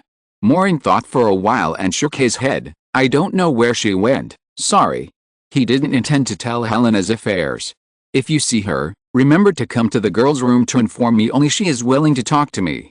Myrtle cried and left through the wall. "Great, I got out alive." Hugo patted his chest, picked up his school bag, and felt relieved. "Is it bad luck to meet Myrtle in the toilet?" Maureen laughed. "I hope it is bad luck. Then I don't have to worry anymore." Hugo sighed. "If learning divination means being on edge all day, I'd rather not learn it." Maureen shrugged his shoulders and walked towards the herbology class with Hugo. The third-year curriculum has become more arduous, and the magic learned is more profound, which makes many students complain. Starting from the third year, students are allowed to visit Hogsmeade Village on weekends, so on the first weekend of school, everyone can't wait to go out and relax. Maureen naturally got the application form, although this application form is actually a decoration for him. He is not unfamiliar with Hogsmeade at all. He often ran out on the first year. "I'm going to my dad's shop. I can definitely get a lot of good things this time." Hugo held the application form and left the common room with Maureen and walked downstairs. "I haven't been to the shops in Hogsmeade yet," Maureen said. "I can take you there." But just when they reached the 4th floor, the annoying Peeves suddenly floated over from the opposite wall and blocked their way. Hugo got a headache whenever he saw Peeves. Every time this guy showed up, nothing good happened. "I'm not here to see you." Peeves glanced at Hugo arrogantly, then looked at Maureen with a smirk on his face. "Young Master Maureen, Lord Barrow asked me to invite you over." "Bloody Barrow?" Maureen asked in surprise. "He's back." If you're listening to this novel on a channel other than Fanfic World, it means they downloaded and uploaded it without effort. We cordially invite you to visit our channel, Mundo Fanfic Novelis. There you'll find the original version of this story, and you can explore many other novels of various genres. We're waiting for you to immerse yourself in a world of incredible novels. Chapter 513, Bloody Baron's Past. If Peeves hadn't mentioned the Bloody Baron, Maureen would have almost forgotten about this ghost. Last year, after Helena left, the Bloody Baron told Maureen to go to across the arcane space and time to learn 13 time and space spells, and then disappeared. On the night of summer vacation, Maureen only saw Helena helping pay Engard at Hogwarts, but didn't meet the Bloody Baron. "I thought he was missing." Hugo was also surprised. The Bloody Baron did not give a pleasant impression. I'm afraid he was as shunned as Professor Francis, who often used death to teach. The Bloody Baron always looked cold, with those empty eyes. Whenever he stared at someone, he would get goosebumps. "Shut up, little red hair. How could Lord Baron disappear? He went to do great things." Peeves said seriously. "He wants to see Master Maureen alone now." Peeves, who was fearless, had to call the Bloody Baron Lord when he met him. "Hugo, go to Hogsmeade first, I'll find you later," Maureen said. "Okay, I'm in the store, you know where to find me." Hugo didn't want to get entangled with Peeves, and he didn't want to see the Bloody Baron, so he took his application form and went downstairs quickly. Maureen followed Peeves to the gloomy corridor on the 4th floor again. "Well, I wish you a pleasant conversation." Peeves led Maureen here and left quickly, as if he didn't want to stay for a moment. Maureen walked through the row of statues with strange auras alone, and saw the skinny figure of the Bloody Baron at the window. He was standing by the window, looking at the Ravenclaw tower opposite. "Hello, what can I do for you?" Maureen said hello. I don't know if it was his illusion or something else, but Maureen felt that the Bloody Baron's back looked a little lonely.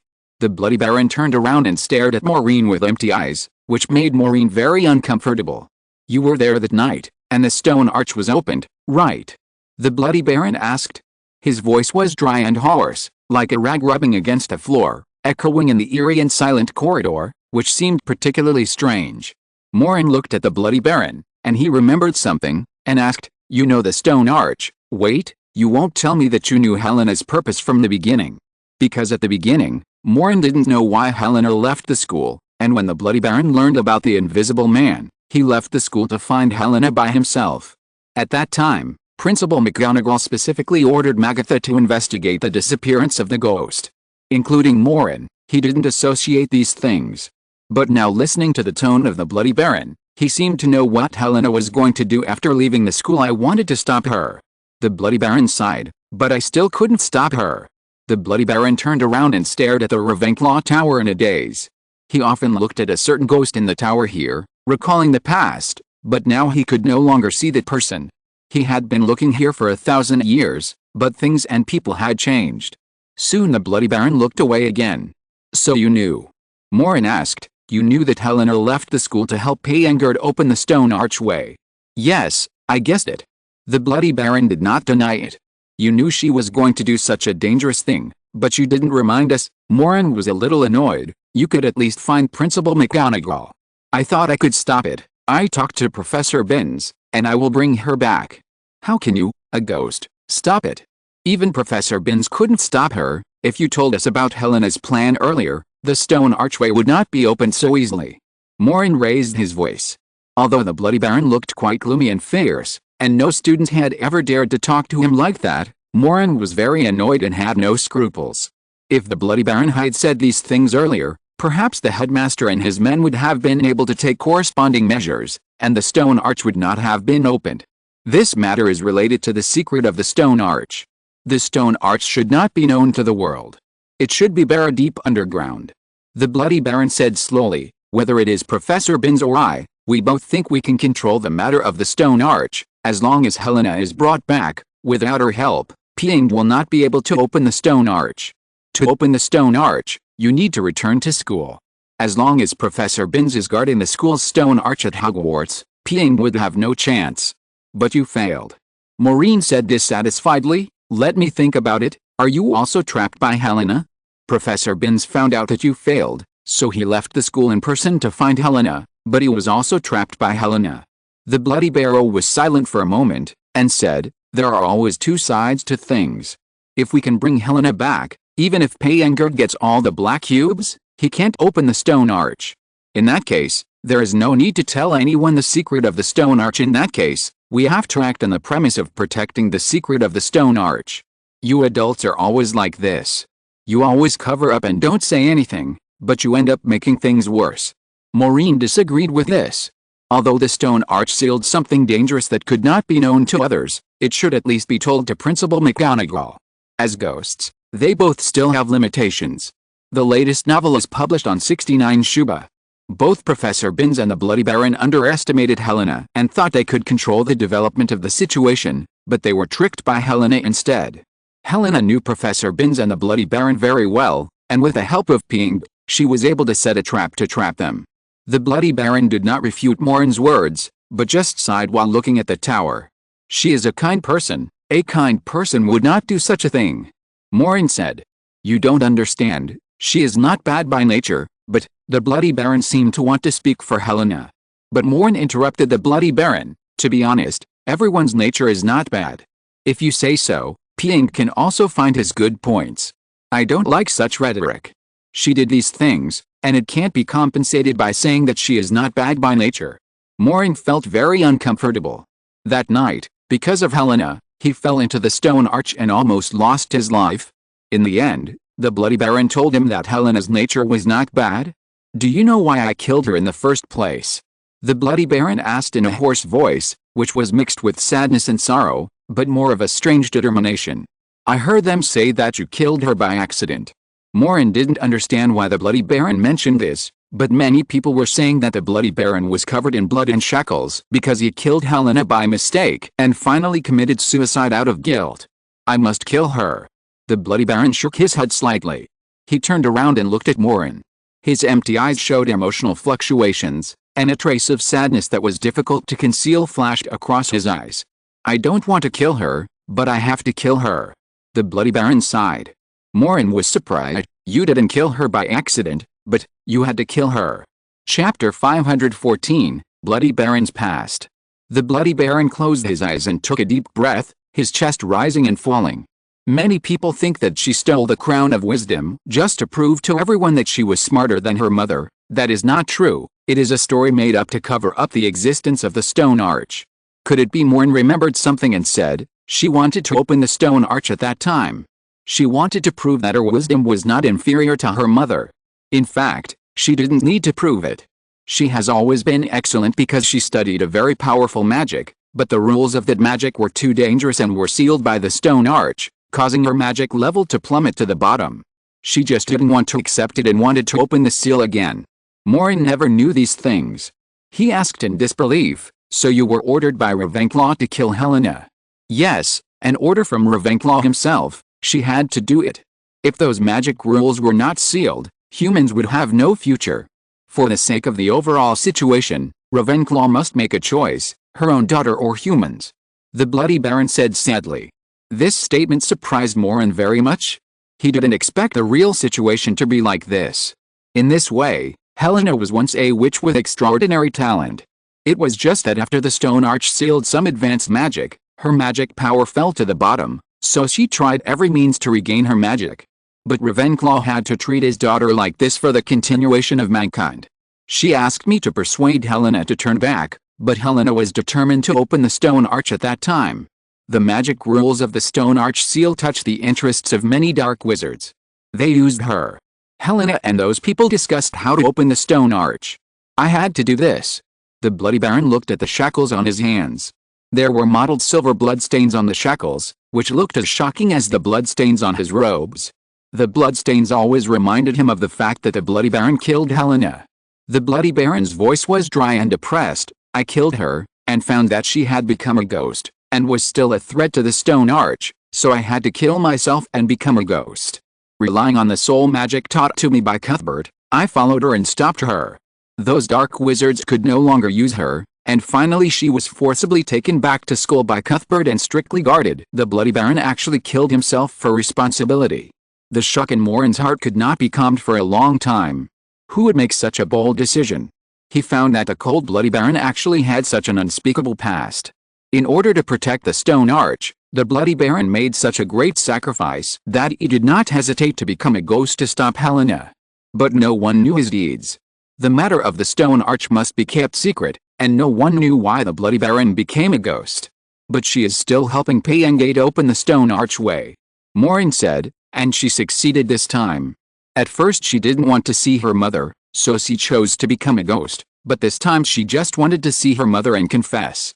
You are just a child, you don't understand how painful it is for a ghost to endure guilt forever. She can't stand this torture, so she will open the stone archway again. The Bloody Baron was also in pain. He also chose to stay and become a ghost, but he would also have to endure the pain of killing his beloved woman forever. But this still can't be an excuse. Maureen said in a deep voice, your pain is obviously greater than hers, but you didn't choose to open the stone archway, right? The Bloody Baron lowered his head, laughed miserably, and didn't respond. Then what magic rules are being opened now, do you know? Maureen asked. Arnok didn't know which magic rules were opened. Maybe the Bloody Baron knew something. But the Bloody Baron shook his head. I don't know. In fact, I don't know the magic rules of the stone arch seal very well.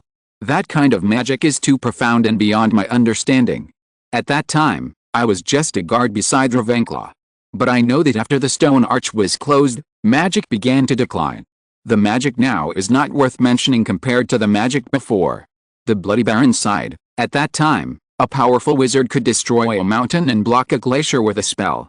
The terrifying lightning magic could reach a diameter of hundreds of meters. When it was blasted, a bottomless hole would appear on the ground. Under the threat of that terrible magic, there would be wars everywhere. Humans who don't know magic can't have a future. Maureen had heard these things from Arnok, but he still felt incredible. A spell that could destroy a mountain could not be done by any wizard now. If it was placed in this peaceful era, it would be impossible for Muggles to develop. Then some magic rules have been opened now. How can they be sealed again? Depend on you. Me. You never know what the meaning of the Invisible Man's existence is, right? I really don't know. Maureen answered truthfully. Bloody Baron looked at Maureen and said, the Invisible Man exists for this purpose. The magic of traveling through arcane time and space in the restricted area of the library is to give you the ability to protect yourself. You must learn 13 time and space magics. But why do you call me the Invisible Man? Maureen still didn't understand. I don't know about this either. This is what the 12 great wizards said. They will mention this to their descendants. Maybe Professor Binns knows, but he is in trouble now, so I can't explain this answer to you clearly. You have to understand the secret of the Invisible Man yourself. Bloody Baron's answer disappointed Maureen. Then how can I seal these magic rules? Maureen asked again. The latest novels are first published on the 69th book bar. You also need to understand this. I know too little about the Stone Arch, even less than Helena. Bloody Baron shook his head. Maureen didn't expect the result to be like this. The Bloody Baron didn't even know what the Invisible Man meant. He just gave Maureen a direction at most. So how do we determine which magic rules have been opened? Maureen asked again. The Bloody Baron turned his gaze to the window and said, magic anomalies require people who are very familiar with the existing magic knowledge to discover them. People who are very familiar with the existing magic knowledge. The first person that Maureen thought of was Arnok. He pondered for a moment and continued, I need your help. Arnok is also investigating this matter. I'm leaving school. The Bloody Baron said faintly. Leaving school? You're leaving again. Maureen said in surprise, no one knows this better than you, how can you leave? I can't find anything in school. I have to go outside to see. The Bloody Baron said. That's it. Maureen nodded slightly. What the Bloody Baron said was right. It's hard to see anything in school. If there are magic rules that are disrupted, you should go to other places to investigate. The school has a complete protection mechanism, and everyone knows too little magic, so there won't be any trouble. Follow Professor Singer, he is a very special person and will protect you. In addition, you must master the 13 time and space spells as soon as possible. The Bloody Baron said. I understand. Maureen nodded. I will make up for her mistakes. This is the reason why I chose to stay. The Bloody Baron glanced at Maureen, and then looked out the window at the Ravenclaw Tower. The person he cared about was no longer there, so he had no attachment to this place in his heart. The sunlight poured in from the window and fell on the Bloody Baron, making his transparent body even more illusory. He floated out of the window, facing the sunlight, and disappeared in the sunlight. Chapter 515 Giant Monster. Although Maureen is from Gryffindor, he respects the ghost of Slytherin from the bottom of his heart. The Bloody Baron killed his beloved for the Stone Archway, and killed himself to stop Helena from turning into a ghost. He chose to become a wandering ghost just to protect the Stone Archway from being opened by Helena, and to fulfill the task given to him by Ms. Ravenclaw with his life. Not only the Bloody Baron, but also Professor Binns, are silently guarding the secrets of the past and guarding the world, but who would have thought that the three ghosts of Hogwarts would have such a hidden past? If the truth is not dug out, it will eventually be covered in dust, and the world will gradually forget the sacrifices and contributions made by the ancestors. There is no such thing as a peaceful life in this world, but some people are silently carrying the burden forward. Maureen remembered that he had just agreed with Hugo to meet at the joke shop in Hogsmeade, so he left the corridor on the 4th floor and walked downstairs. When he just walked to the 3rd floor, his eyes suddenly blurred, and a golden light instantly enveloped him.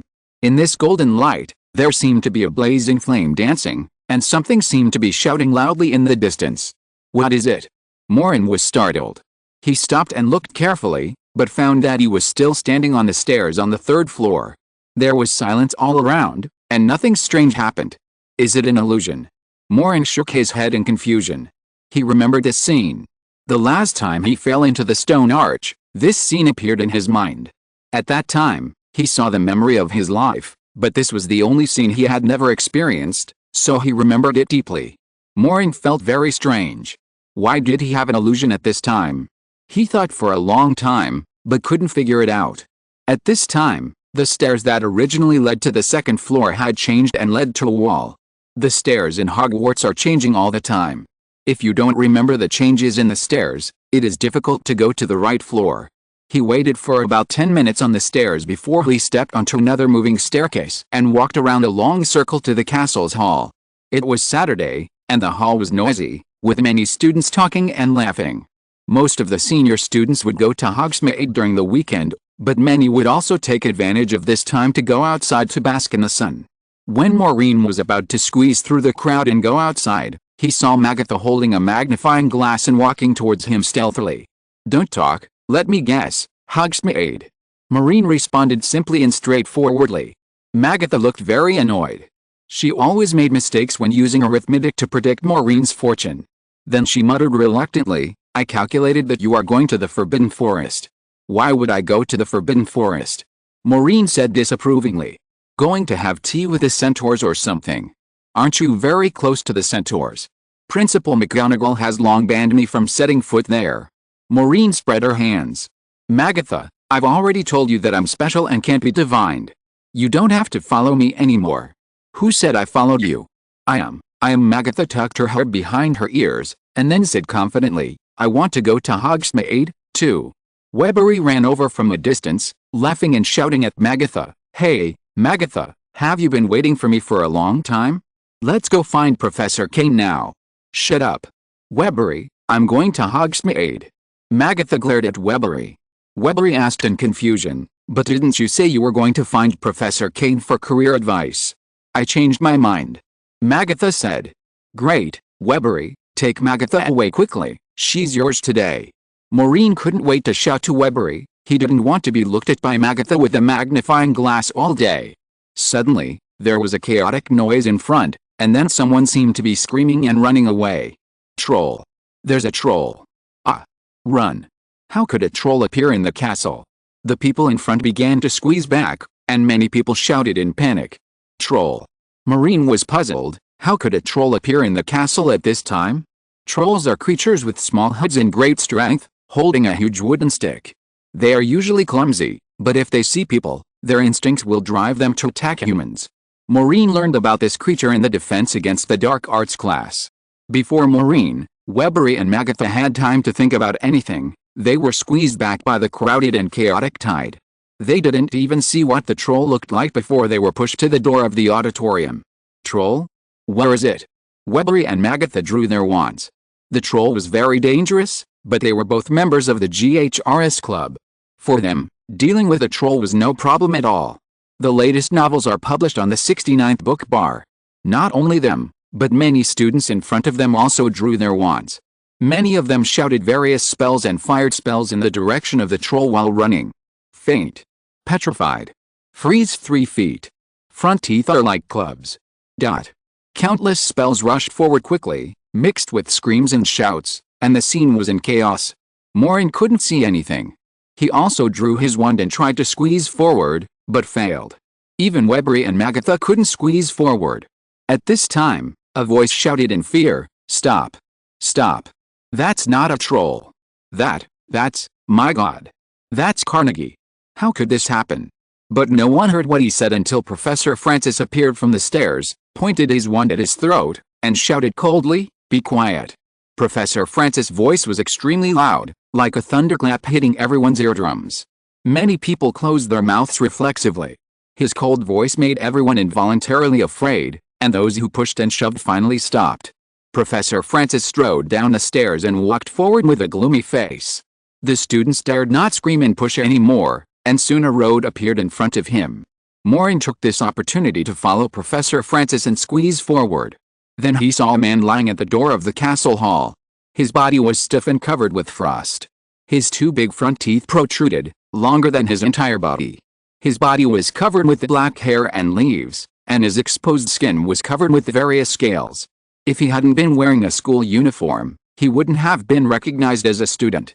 He looked more like a monster. But everyone knew that this was not a troll at all. "Why did you cast a curse on him?" Professor Francis glanced coldly at the students holding wands. Most of them were senior students. Their magic was not a joke. It was very dangerous to cast it on students. Many people looked at each other in doubt, and then their eyes fell on the poor man on the ground, who was no longer in human form. The confusion in their eyes said it all. Chapter 516 Giant Monster. Professor Francis had already used his magic wand to float up the student who was attacked by countless evil curses. He said coldly, "All of you wait here, no one is allowed to leave." After Professor Francis finished speaking, he hurriedly sent the poor man to the school infirmary. Everyone looked at each other, and they all saw a trace of confusion in their eyes. After Professor Francis left, everyone started to whisper. What happened? Webbery also squeezed over and asked the people in front, "Why did you shout out a troll?" Gerald, did you see anything? A troll? Not really, I don't know, how did he suddenly become a person? Gerald is a tall 7th grade student, Webbery's classmate, and his face is also full of confusion. Yes, I clearly saw a troll too. Me too. I saw it too. Many people echoed. Did you all see the troll? Maureen said in surprise, but he is just one person. Maureen was squeezed in the back and didn't see the situation in front, and didn't even see the shadow of the troll. Not only him, but the people behind him didn't understand what happened at all. They just heard someone shouting troll, and then everyone ran back in panic. Really, we all saw it. The troll walked in from the gate of the castle with a terrifying mace in his hand. A 2nd grade girl answered timidly. Little head. Green skin. Ragged pants. It drooled and looked like it wanted to eat people. There is a mole on its butt. How can you have time to look at someone's butt? It's none of your business. There is a hole in its pants. I just happened to see it.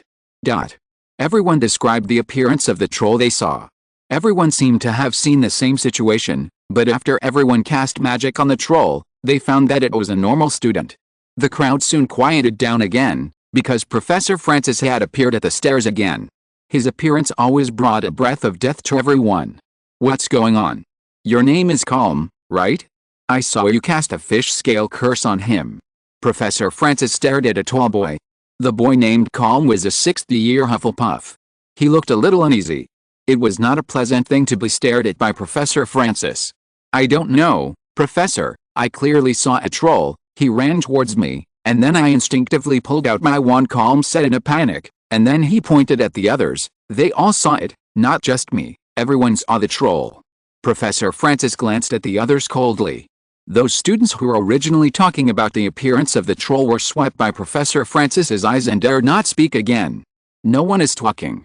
Professor Francis asked coldly, do you need me to find out those who cast a long hair curse and the plant curse on Carnegie one by one?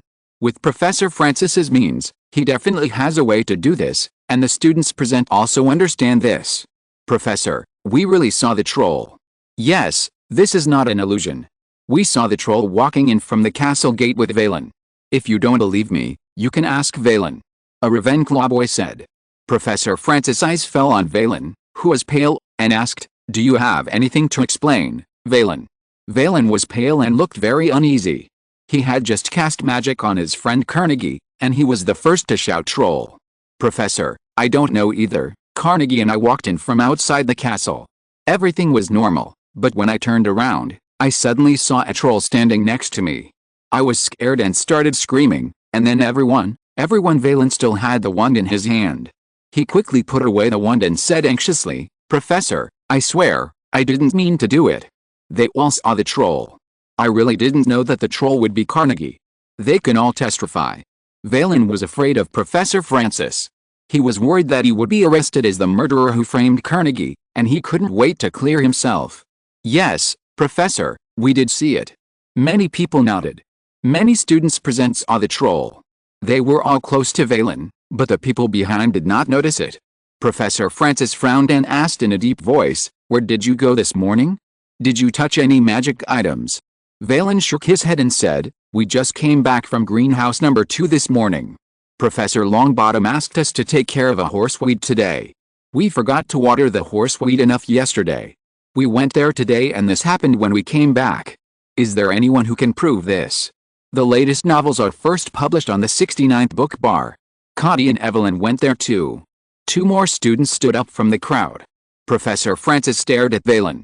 Valen's mouth was dry and sweat broke out on his forehead. It was not a pleasant thing to be stared at by Professor Francis. Take me to greenhouse number 2. Professor Francis turned and left the castle. Valen hesitated for a moment and hurriedly followed. Many students wanted to see what was going on, but they knew that Professor Francis was not so easy to talk to, so they did not follow him and just kept discussing what had just happened. At least 20 people saw the troll at the scene. If it was said that Valen deliberately framed Carnegie, this conclusion seemed untenable. Have you found any conclusion, Maureen? Magatha looked at Maureen, who was in deep thought, with suspicion. No, why do you ask? Maureen responded after coming to his senses. You can always find abnormal places. The Muggle Opera House is like this, and the stadium for the Dumbledore Cup is also like this. Magatha pursed her lips, trying to find some clues from Maureen. Maureen shook her head. I just think it's strange. I remember that the troll is more than 2 meters tall, right? If the troll appears in the castle, we should be able to see it in the crowd. Generally speaking, there are very few students who can reach a height of 2 meters. If such a tall person or a troll appears in the crowd, it is like a crane standing out from a flock of chickens. It can be seen from a long distance. This can usually be seen from Hagrid. Hagrid was over 3 meters tall, and it was impossible for him to walk in the castle without being noticed. But Maureen didn't see any tall figures, which was a bit unreasonable. It's really strange. I didn't see the troll either. Webbery nodded. The people behind didn't notice the troll. Most of the students just heard someone shouting in panic about the troll and ran back with the crowd, in a mess. Maybe someone cast an illusion magic? Turning people into trolls or something. You know, the Potter brothers often do this kind of thing. Magatha guessed. It's unlikely. Their products haven't reached this level yet. Maureen denied this statement. He was very clear about the products of James and Albus. The things they used to play tricks on people could at most turn people into pignoses or something like that. It was impossible to completely turn a person into a troll. Chapter 517, Doom Divination.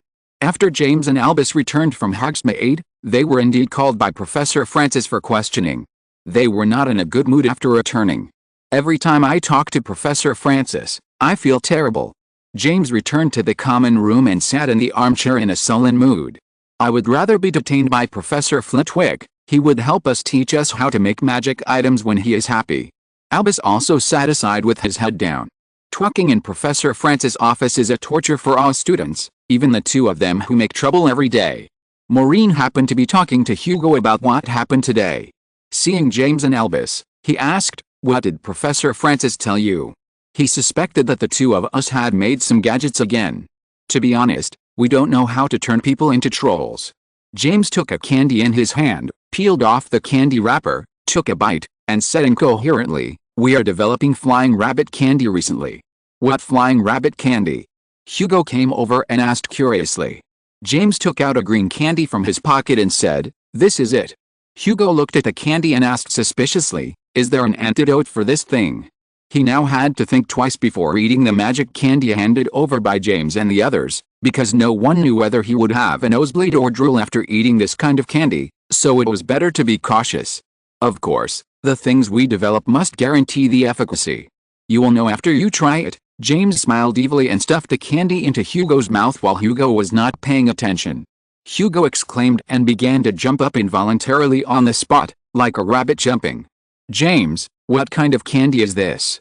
Hugo shouted angrily, "Give me the antidote." Albus watched Hugo jumping around, took out a notebook from his pocket and recorded it, and said with a smile, "You test us first, and I will record the efficacy of the flying rabbit candy." "This is too much," Hugo protested. But he soon couldn't make any sound. His mouth kept opening, but he couldn't say anything. "Oh damn, there are still side effects.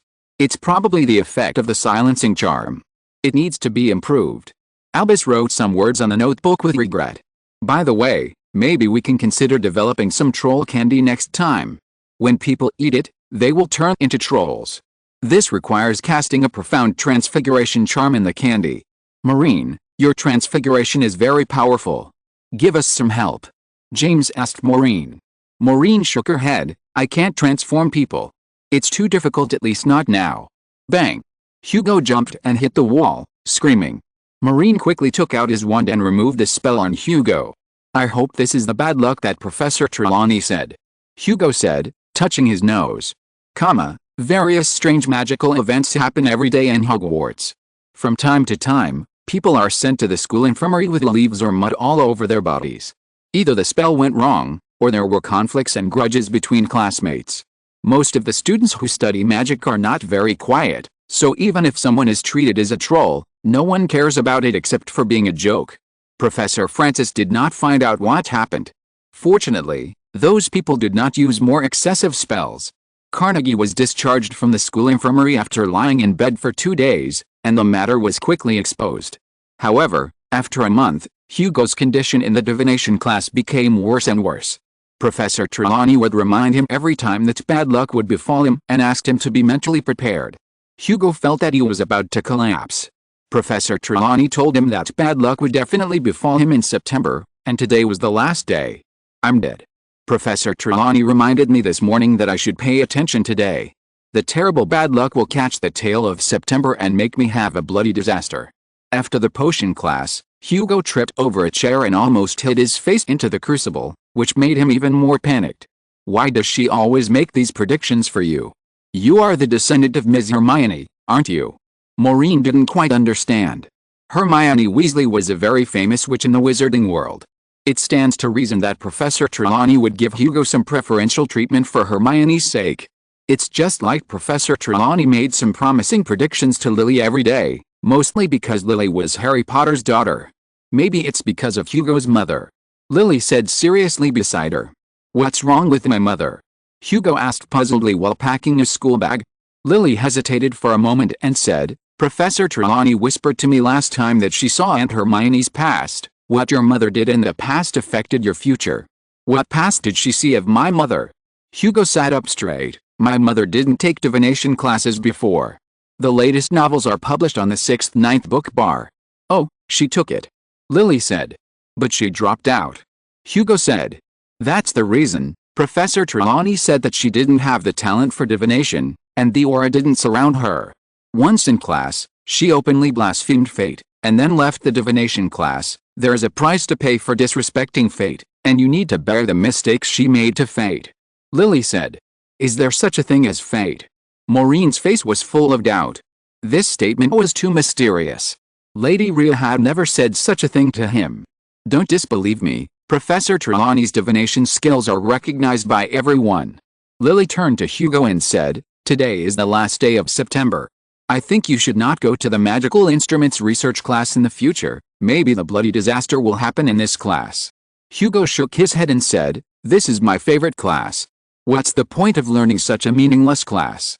Lily said bluntly, "You should focus on Professor Trelawney's predictions. I suggest you stay in the common room and wait until today is over. It's not that scary. There will be no accidents in Professor Singer's class." Maureen said, "If it were me, I wouldn't be so sure." Lily said simply, "Professor Trelawney told us that the magical instruments research class is the most useless class and should be abolished. I think she is right. Think about James and Albus. Their future is delayed by this class." Maureen frowned. "Everyone has their own aspirations, Lily. You shouldn't look down on magic craftsmen." Maureen said in a deep voice, "If you knew Professor Singh, you wouldn't think so. Professor Trelawney told me that fate kept me away from the magic equipment research class and to draw a clear line between me and my 2 brothers, so I have no interest in meeting Professor Singh." Lily buttoned up her school bag, then put it on her back and said, "Okay, I'm going to the Care of Magical Creatures class. Hugo, you should believe what Professor Trelawney said. I remember she should have told you that if you want to make a difference in the future, you'd better choose another elective course." Note, in the original book, Hermione openly questioned the divination class. Chapter 518. A person with a sense of humor. Hugo left the potions class hesitantly and stood in the corridor, somewhat at a loss. "What's wrong? Are you really not going to attend the magical instruments class?" Maureen asked. Hugo shook his head. "I like the magical instruments class very much, but what if Professor Trelawney is right? She did tell me one thing." "What did she say?" "She said that if I want to lift the curse of fate, I can no longer attend the magical instruments class." Hugo muttered. Maureen said, "Don't you think the reason she said that is purely because James and Albus, as the sons of Harry Potter, did not take divination, but took the magical instruments class?" Although Maureen had only met Professor Trelawney once, he no longer agreed with the professor, and felt that the professor's prediction for Hugo was suspected of abusing his power for personal gain. That's Professor Trelawney. She's the fortune teller who predicted Harry Potter and Voldemort. Her predictions are very accurate. She also said that I lack magical talent and the aura of a fortune teller, so my wand often goes off. This is how my life will be. Hugo was in awe of Professor Trelawney. He didn't care much about his wand going off before, but now he was completely scared by the words of a great fortune teller. After all, that was the fortune teller who predicted the boy who lived. Cheer up, don't be too scared. I also know a fortune teller. I'll ask him next time. I think the fortune teller I know is more reliable. Maureen said seriously. If you mean Magatha, not Magatha, she's much better than Magatha. Maureen thought of Lady Rhea. Lady Rhea was the most powerful fortune teller he had ever seen. He had personally seen Lady Rhea's real crystal ball. Even he, who couldn't be fortune told, could be found by Lady Rhea in a special way. He remembered that once, Lady Rhea mentioned that most of Professor Trelawney's predictions were ridiculous and unreliable. But after all, Professor Trelawney had made real predictions, so it was hard to say whether Professor Trelawney's predictions about Hugo were just fooling people. He was thinking about whether to take Hugo to see Lady Rhea on the weekend to cheer him up. It's useless. Who else is better at divination than Professor Trelawney? Hugo was very depressed. It was the first time that Maureen saw the heartless Hugo become like this. Even Professor Francis, who often threatened people with death, had never scared Hugo so much. There must be. Some people may have made the same predictions, but others don't know. If you ask me, there's more than one prophet. Maureen said. Lady Rhea was a very low-key prophet. It seemed that no one had heard of her. She herself said that fate should not be peeped at casually, and should not be used as a tool for profit. In addition to Lady Rhea, Maureen also thought of Moira, the old witch who was very good at arithmetic and divination, who is now on the run and whose divination skills should not be underestimated. Today is the last day of September. Maybe if I survive today, the blood disaster will no longer haunt me. I think you should ask for leave for me. Hugo said hesitantly. What leave? It's ridiculous to ask for leave for such a strange reason. Maureen said unhappily, although I don't know much about divination, this kind of prophecy is really unreliable. I think it's probably nonsense. But stop talking nonsense and follow me. Maureen pushed Hugo and dragged him to the classroom of the magic equipment research class on the 4th floor. As usual, Arnak was leisurely fiddling with some interesting equipment there. Maureen walked to Arnak. There were some silver marbles on the table, rolling slowly. These marbles rolled around on the table, but they didn't touch anything and chased each other. I don't know what they were used for. Arnak, do you have any clues about the magic rules? Maureen asked in a low voice. He told Arnak about the Bloody Baron last time, but Arnak seemed to have known about these things for a long time, and was not very surprised about the Bloody Baron and Helena. It's hard to say, I'm still observing. Arnak said. Is there still no abnormality? I thought this kind of thing would be easy to see with your magic level. Maureen said. The Bloody Baron said that only those who are very familiar with the existing magic structure can discover the heretical rules opened by the stone arch. Arnak is obviously such a person. The sealed magic rules are not so easy to manifest. Those magics have been lost for a long time. It takes a certain amount of time for people to dig them out. Arnak said.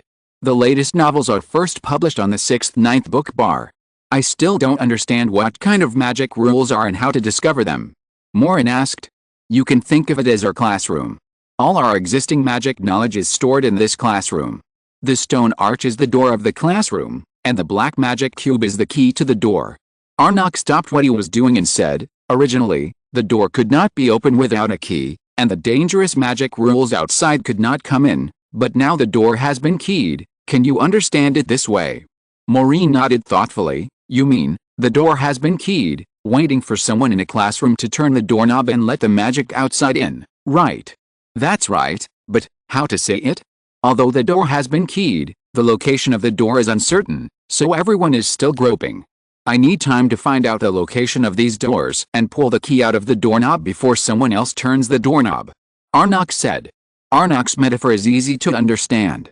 Although it is still very abstract, at least there is a general concept. Oh, by the way, there is one more thing. Arnak, what do you think of Professor Trelawney? Maureen asked, looking at Hugo sitting in the last row of the classroom. You can't be predicted by her, and you don't take her class, so why ask this? Arnak asked curiously. She made some predictions for Hugo, which made him nervous. Do you think her predictions are accurate? Maureen asked. If it were before, I might say she was but now I'm a professor, I can't just say bad things about my colleagues. Arnok said with a smile, just think of her as a person with a good sense of humor when she is sober. A person with a sense of humor. Maureen thought for a moment and said in surprise, do you mean that her predictions are all jokes? Oh, that's what you said, not me. Arnok waved his hand. Maureen muttered, when did you start to be so measured in your words? Chapter 519 A Household Prophecy. I've always been a very measured person. Arnok said seriously. Maureen thought for a moment and then said, is there any way to make Hugo realize that Professor Trelawney is a very humorous person? Why? Did Professor Trelawney make a prophecy for that stupid guy? Arnok looked up at Hugo at the back of the classroom. Hugo was lying on the table with a distressed look on his face. He asked with interest, when did Professor Trelawney say that this boy would die? That's not the case. She said that bad luck would come to Hugo at the end of September. Today is the last day of September. Maureen said. Then wait until today is over. Then you will know.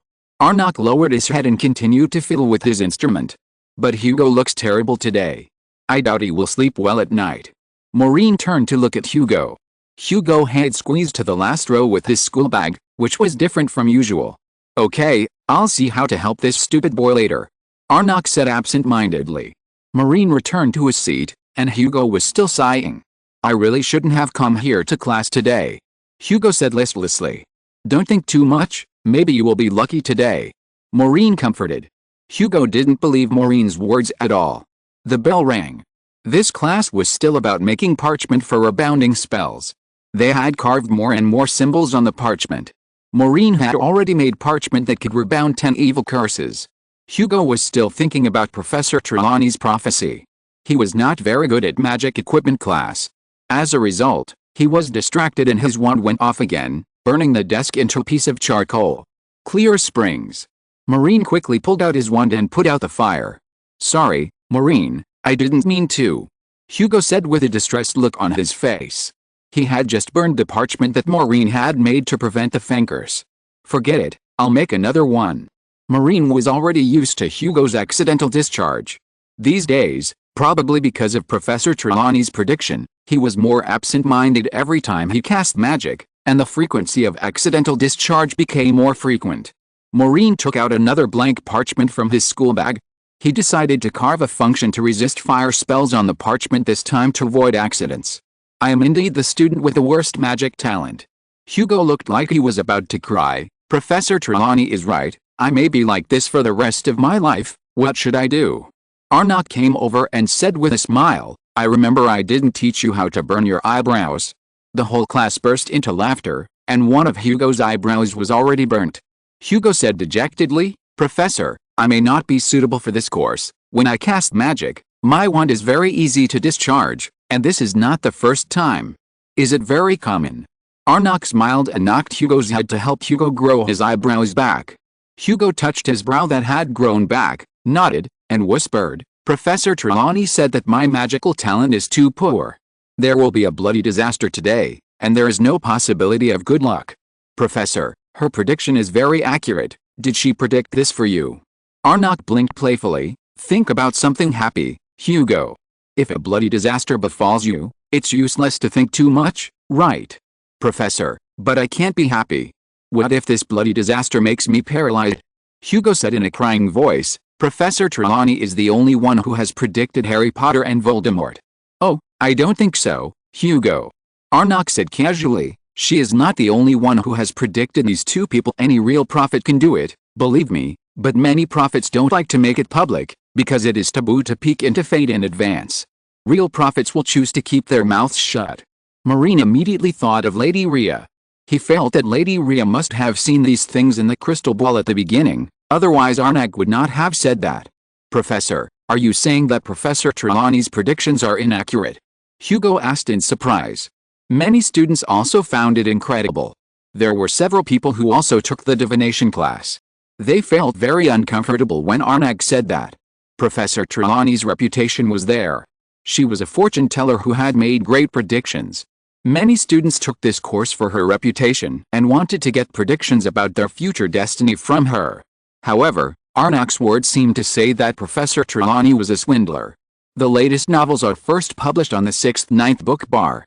I don't want to judge whether it's accurate or not, but I can guarantee it, Hugo, don't worry too much about the future. Fate is not absolute. Focus on the present and live your current life well. This is the most important thing. If you are so afraid of fate, why do you still want to learn divination? Arnaux said. But the purpose of learning divination is to know fate in advance, so that you can take measures that are beneficial to yourself. In that case, did Professor Trelawney tell you how to take measures that are beneficial to yourself? Arnaux asked. She said. Hugo whispered, she said that I shouldn't come to your class again, Professor. Did she say that? Arnaux chuckled. It turns out that I am also in her prediction. What an honor. Arnaux was not angry at all. On the contrary, he thought the prophecy was very interesting. But then again, fate is unpredictable. Arnaux said leisurely, even the prophecies about the child who lived and the Dark Lord that you know about are not necessarily true. I think many people grew up reading Harry Potter books, so who can tell me what Professor Trelawney's prophecies are? Immediately, a girl raised her hand excitedly. More than 20 years had passed, and Harry Potter's deeds had been widely circulated. The content of the prophecy was no longer a secret, and it was recorded in any book about Harry. Patty, tell me about it. Arnaux pointed at the girl. Patty looked very excited. She also took the divination class, purely because of Professor Trelawney's reputation. Professor, I can recite the prophecy by heart. Patty imitated Professor Trelawney's hoarse and dry voice and said, the one who has the power to conquer the Dark Lord is approaching, born in a family that has defeated the Dark Lord 3 times, born in the 7th month. The Dark Lord marked him as his rival, but he has a power that the Dark Lord does not understand. One must die at the hands of the other, because both cannot live, only one can survive. The one who has the power to conquer the Dark Lord will be born at the end of the 7th month. Patty is a member of the Magic Sound Society, knows sound magic, and has learned Professor Trelawney's magic so well that many people would even mistake her for Professor Trelawney if they hadn't seen it with their own eyes. Arnaux said slowly, the key point of this prophecy is, one must die at the hands of the other, because both cannot live, only one can survive. If you're listening to this novel on a channel other than Fanfic World, it means they downloaded and uploaded it without effort. We cordially invite you to visit our channel, Mundo Fanfic Novelis. There you'll find the original version of this story, and you can explore many other novels of various genres. We're waiting for you to immerse yourself in a world of incredible novels. Chapter 520 Choosing Destiny. Professor Trelawney's prophecy was successful, wasn't it? In the end, Harry did survive. Hugo said. You don't understand what I mean. This prophecy doesn't directly tell us who will die at whose hands. It just provides us with a vague result. Under the circumstances at the time, if Voldemort killed Harry Potter, it would also be in line with the prophecy.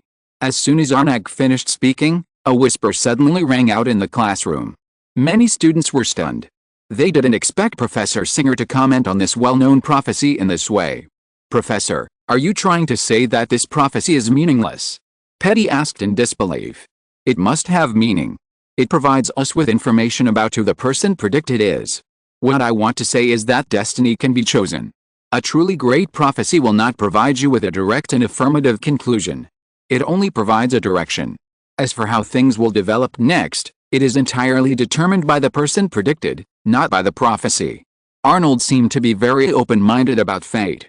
He continued, we can imagine that if the person with the energy to conquer the Dark Lord did not make good use of this energy and chose to cowardly escape, then the person who won in the end must be Voldemort. Voldemort survived, and the prophecy was correct. But it is obvious that the child born at the end of July chose to control his own destiny. He did not escape. Arnold looked at Maureen, his blue eyes as clear as a piece of glass. So, no matter what prophecy, origin or ability, it is not absolute, because you can choose to control your destiny. Choice is precisely the most direct means for us to face fate. Maureen was slightly touched. Arnold talked about the prophecy because of Hugo, but Arnold said these words to Maureen. Maureen once thought, is his existence a mistake? If he hadn't existed, the stone arch would never have been opened, and there wouldn't have been such a dangerous thing. But Arnaux told him that everyone has the right to live, and shouldn't give up easily. As long as they are alive, There's hope. Maureen can also choose his own destiny. Arnok turned his eyes away from Maureen, looked at Hugo, and smiled. If you ask me, Hugo, you don't have to worry too much about Professor Trelawney's prophecy. Any prophecy can be chosen by yourself. The key is what you want to do. Hugo asked confusedly, but Professor Trelawney said that I will have a blood disaster today. How should I choose this? Blood disaster? It's very simple. I'll teach you a way. Arnok smiled and pulled out the wand and tapped Hugo's arm. Professor, what are you doing? Hugo looked at his hand, and the back of his hand seemed to be pricked by a needle, and a drop of blood seeped out, but it didn't hurt or itch.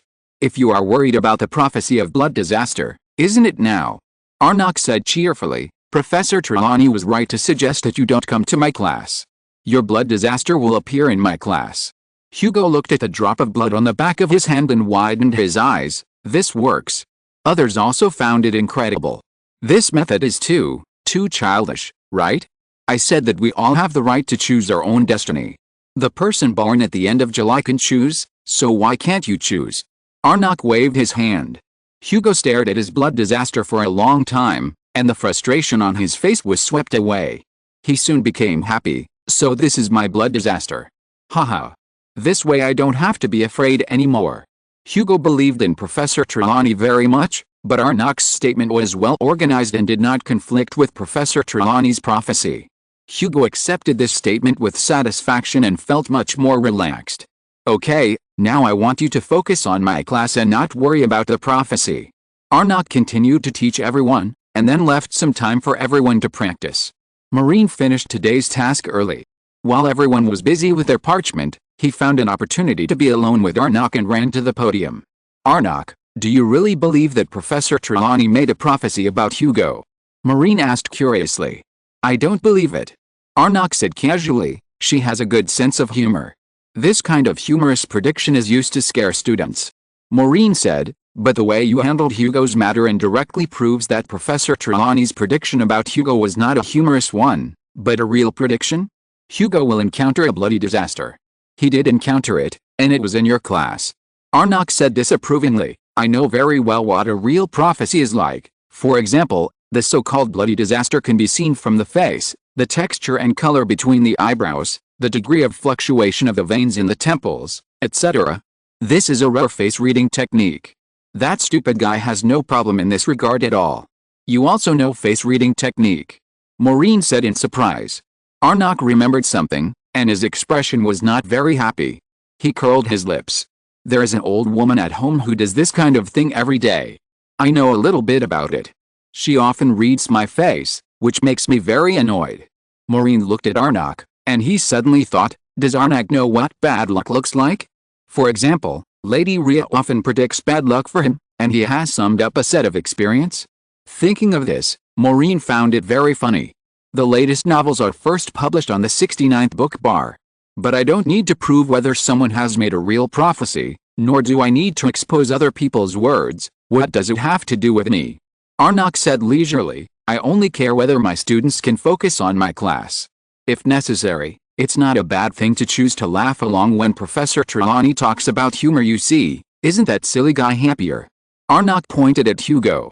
Although Hugo burned the parchment 3 times, he was humming a little song happily at this time, trying it out happily. Arnok is a person with a calm mind and doesn't like to be petty. The prophecy that Professor Trelawney made to Hugo was mainly because she looked down on the magic equipment research class, but Arnok didn't care about it.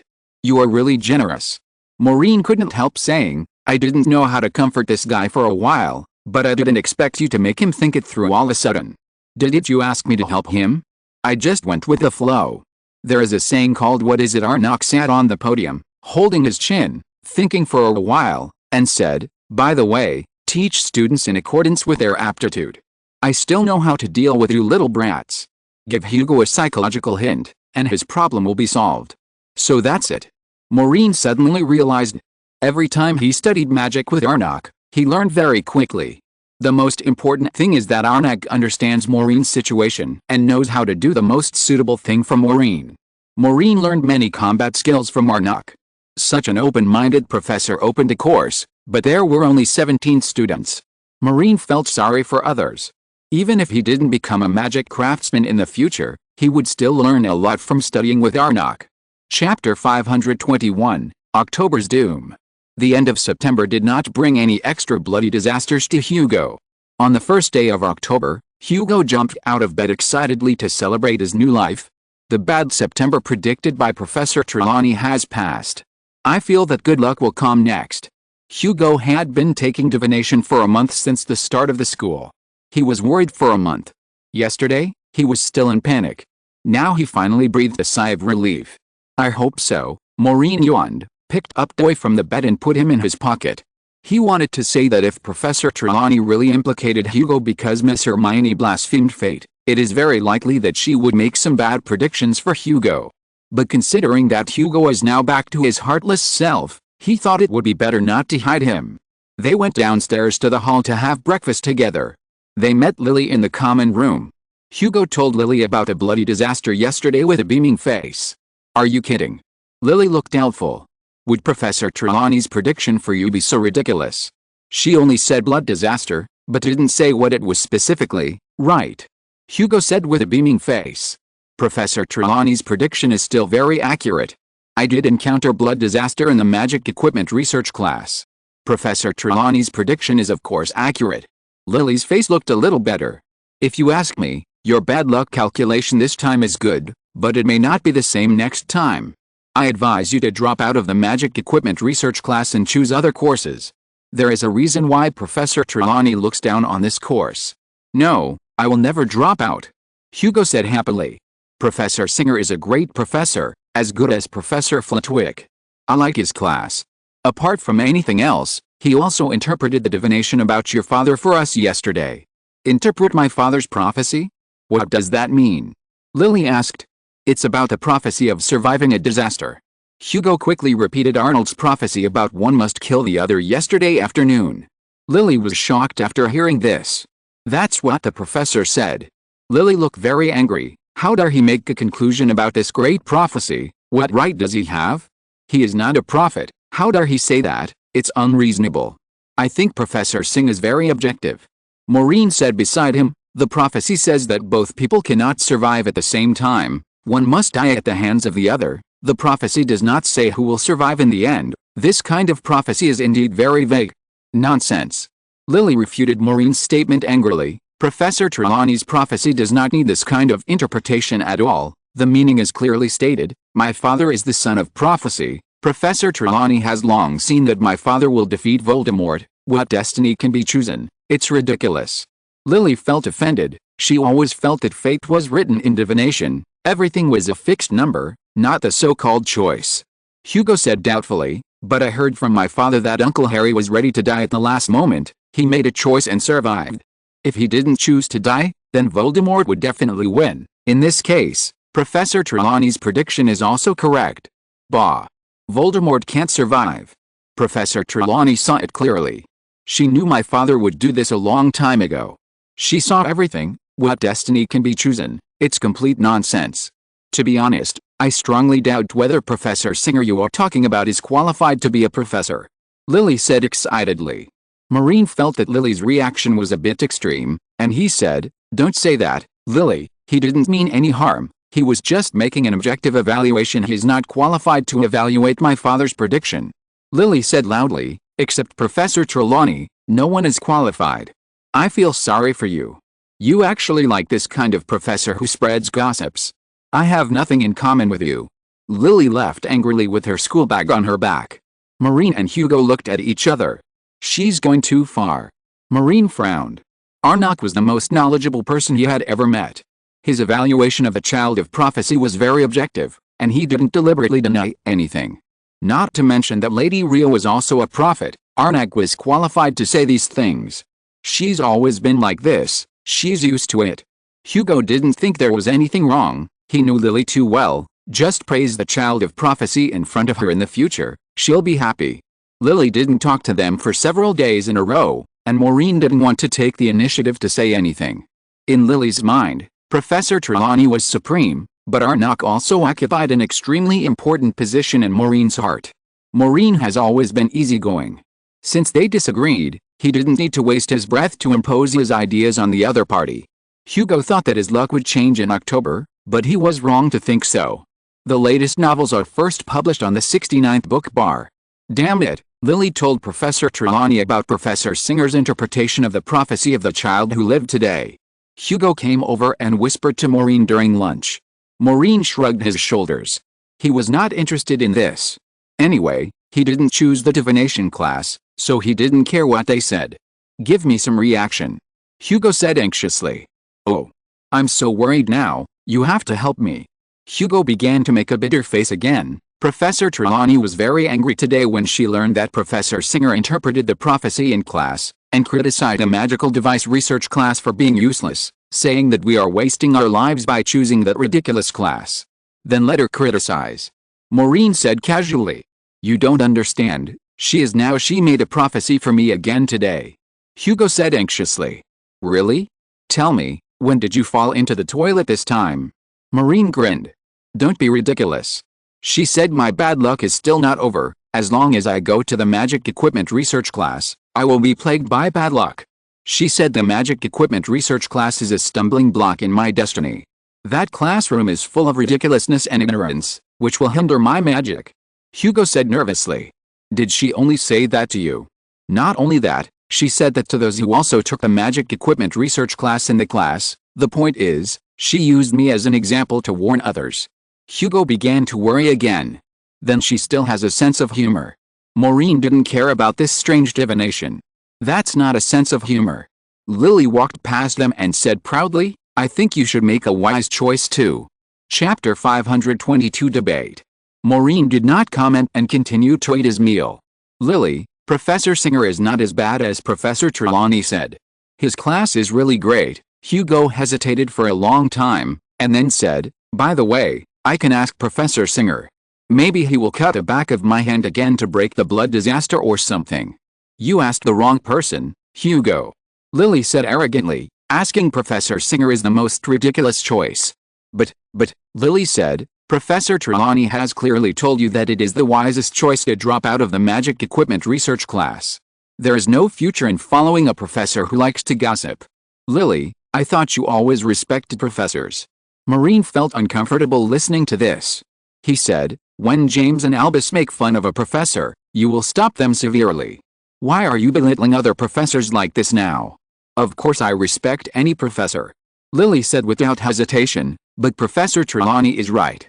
The course of magical equipment research is not necessary at all. It will only delay other people's future, just look at James and Albus. Not to mention, the professor who teaches this course is also talking nonsense. You and I are very clear about this. I only respect professors who should be respected. That's just what you think. Don't drag me into it, Lily. Maureen said in a deep voice, I don't think he is talking nonsense. He just interpreted the prophecy objectively and did not belittle anyone. If what you call respect is viewed with double standards, that is the most ridiculous.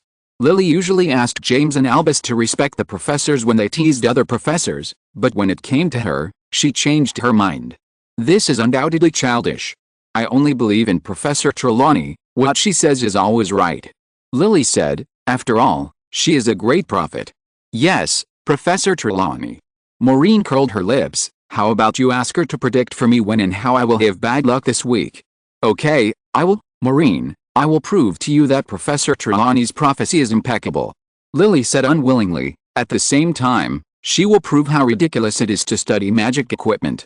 Seriously, you and Professor Trelawney always belittle the magical equipment research class. Then have you ever thought about, where did the magic wand in your hand come from? Where did your flying broom come from? Maureen said, don't tell me that you just broke off a branch from a tree. Whether it is a magic wand or a flying broom, they are all part of alchemy and need to be made by magical craftsmen. But Lily belittled this course because of Professor Trelawney, and Maureen could not agree with it. That's not the point. Lily couldn't find an excuse to refute for a while, and she was a little furious, but she still said stubbornly, Professor Trelawney's words are not wrong. Lily strode out of the hall after saying that. Hugo glanced at Lily's back, and then looked at Maureen, who turned around to pack her school bag. He was also a little confused for a moment. Why did you quarrel with Lily? Hugo asked in a low voice. I have never seen you quarrel with anyone. I thought only I would quarrel with Lily.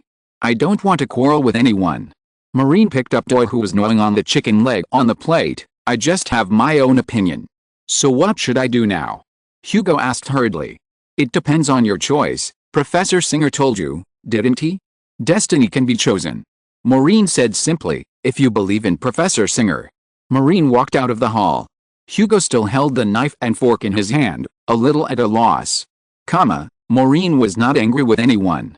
He just felt that Lily seemed to be a little unreasonable, especially after the start of this semester. She was crazy about Professor Trelawney's divination class. In her eyes, Professor Trelawney's divination class seemed to be above everything else.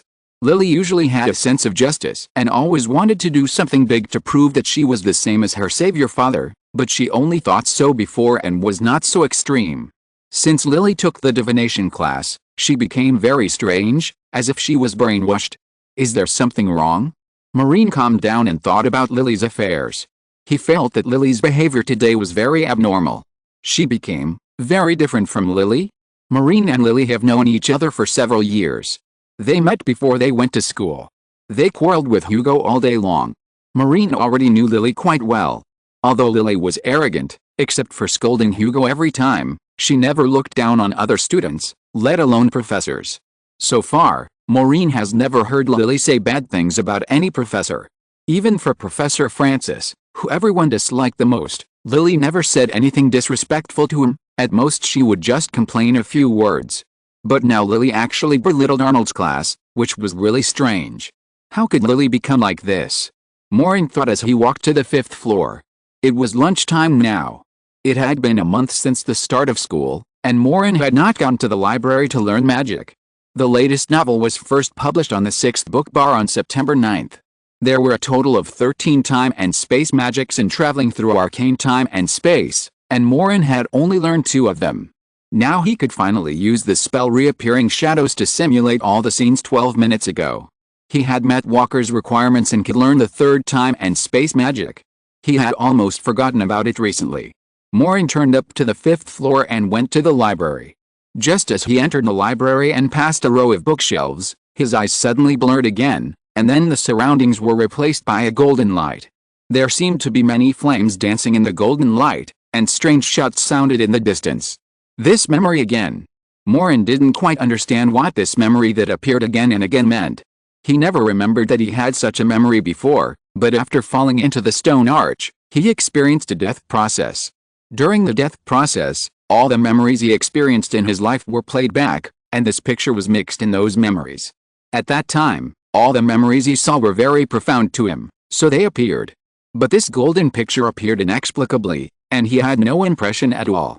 After that, Maureen had seen this picture several times, most of the time in his dreams. Maureen decided to figure this out. This time he did not leave the golden light quickly, but calmed down and carefully distinguished the source of those sounds. Gradually, he found that there seemed to be a path in the golden light, winding and winding to somewhere unknown. Why does this road look so familiar? Maureen was surprised. He didn't remember walking on such a path before, but this path looked familiar, which made him very strange. In any case, he hurriedly walked along the road, trying to make sense of this strange memory. The road was very long, and Maureen became more and more confused as he walked. He was familiar with the road, but he just couldn't remember it. What was going on? Chapter 523 Lost Memories. The golden light was gradually dispelled, as if the fog was dispelled. A hillside appeared in the distance. The path meandered along the hillside and circled into the distance.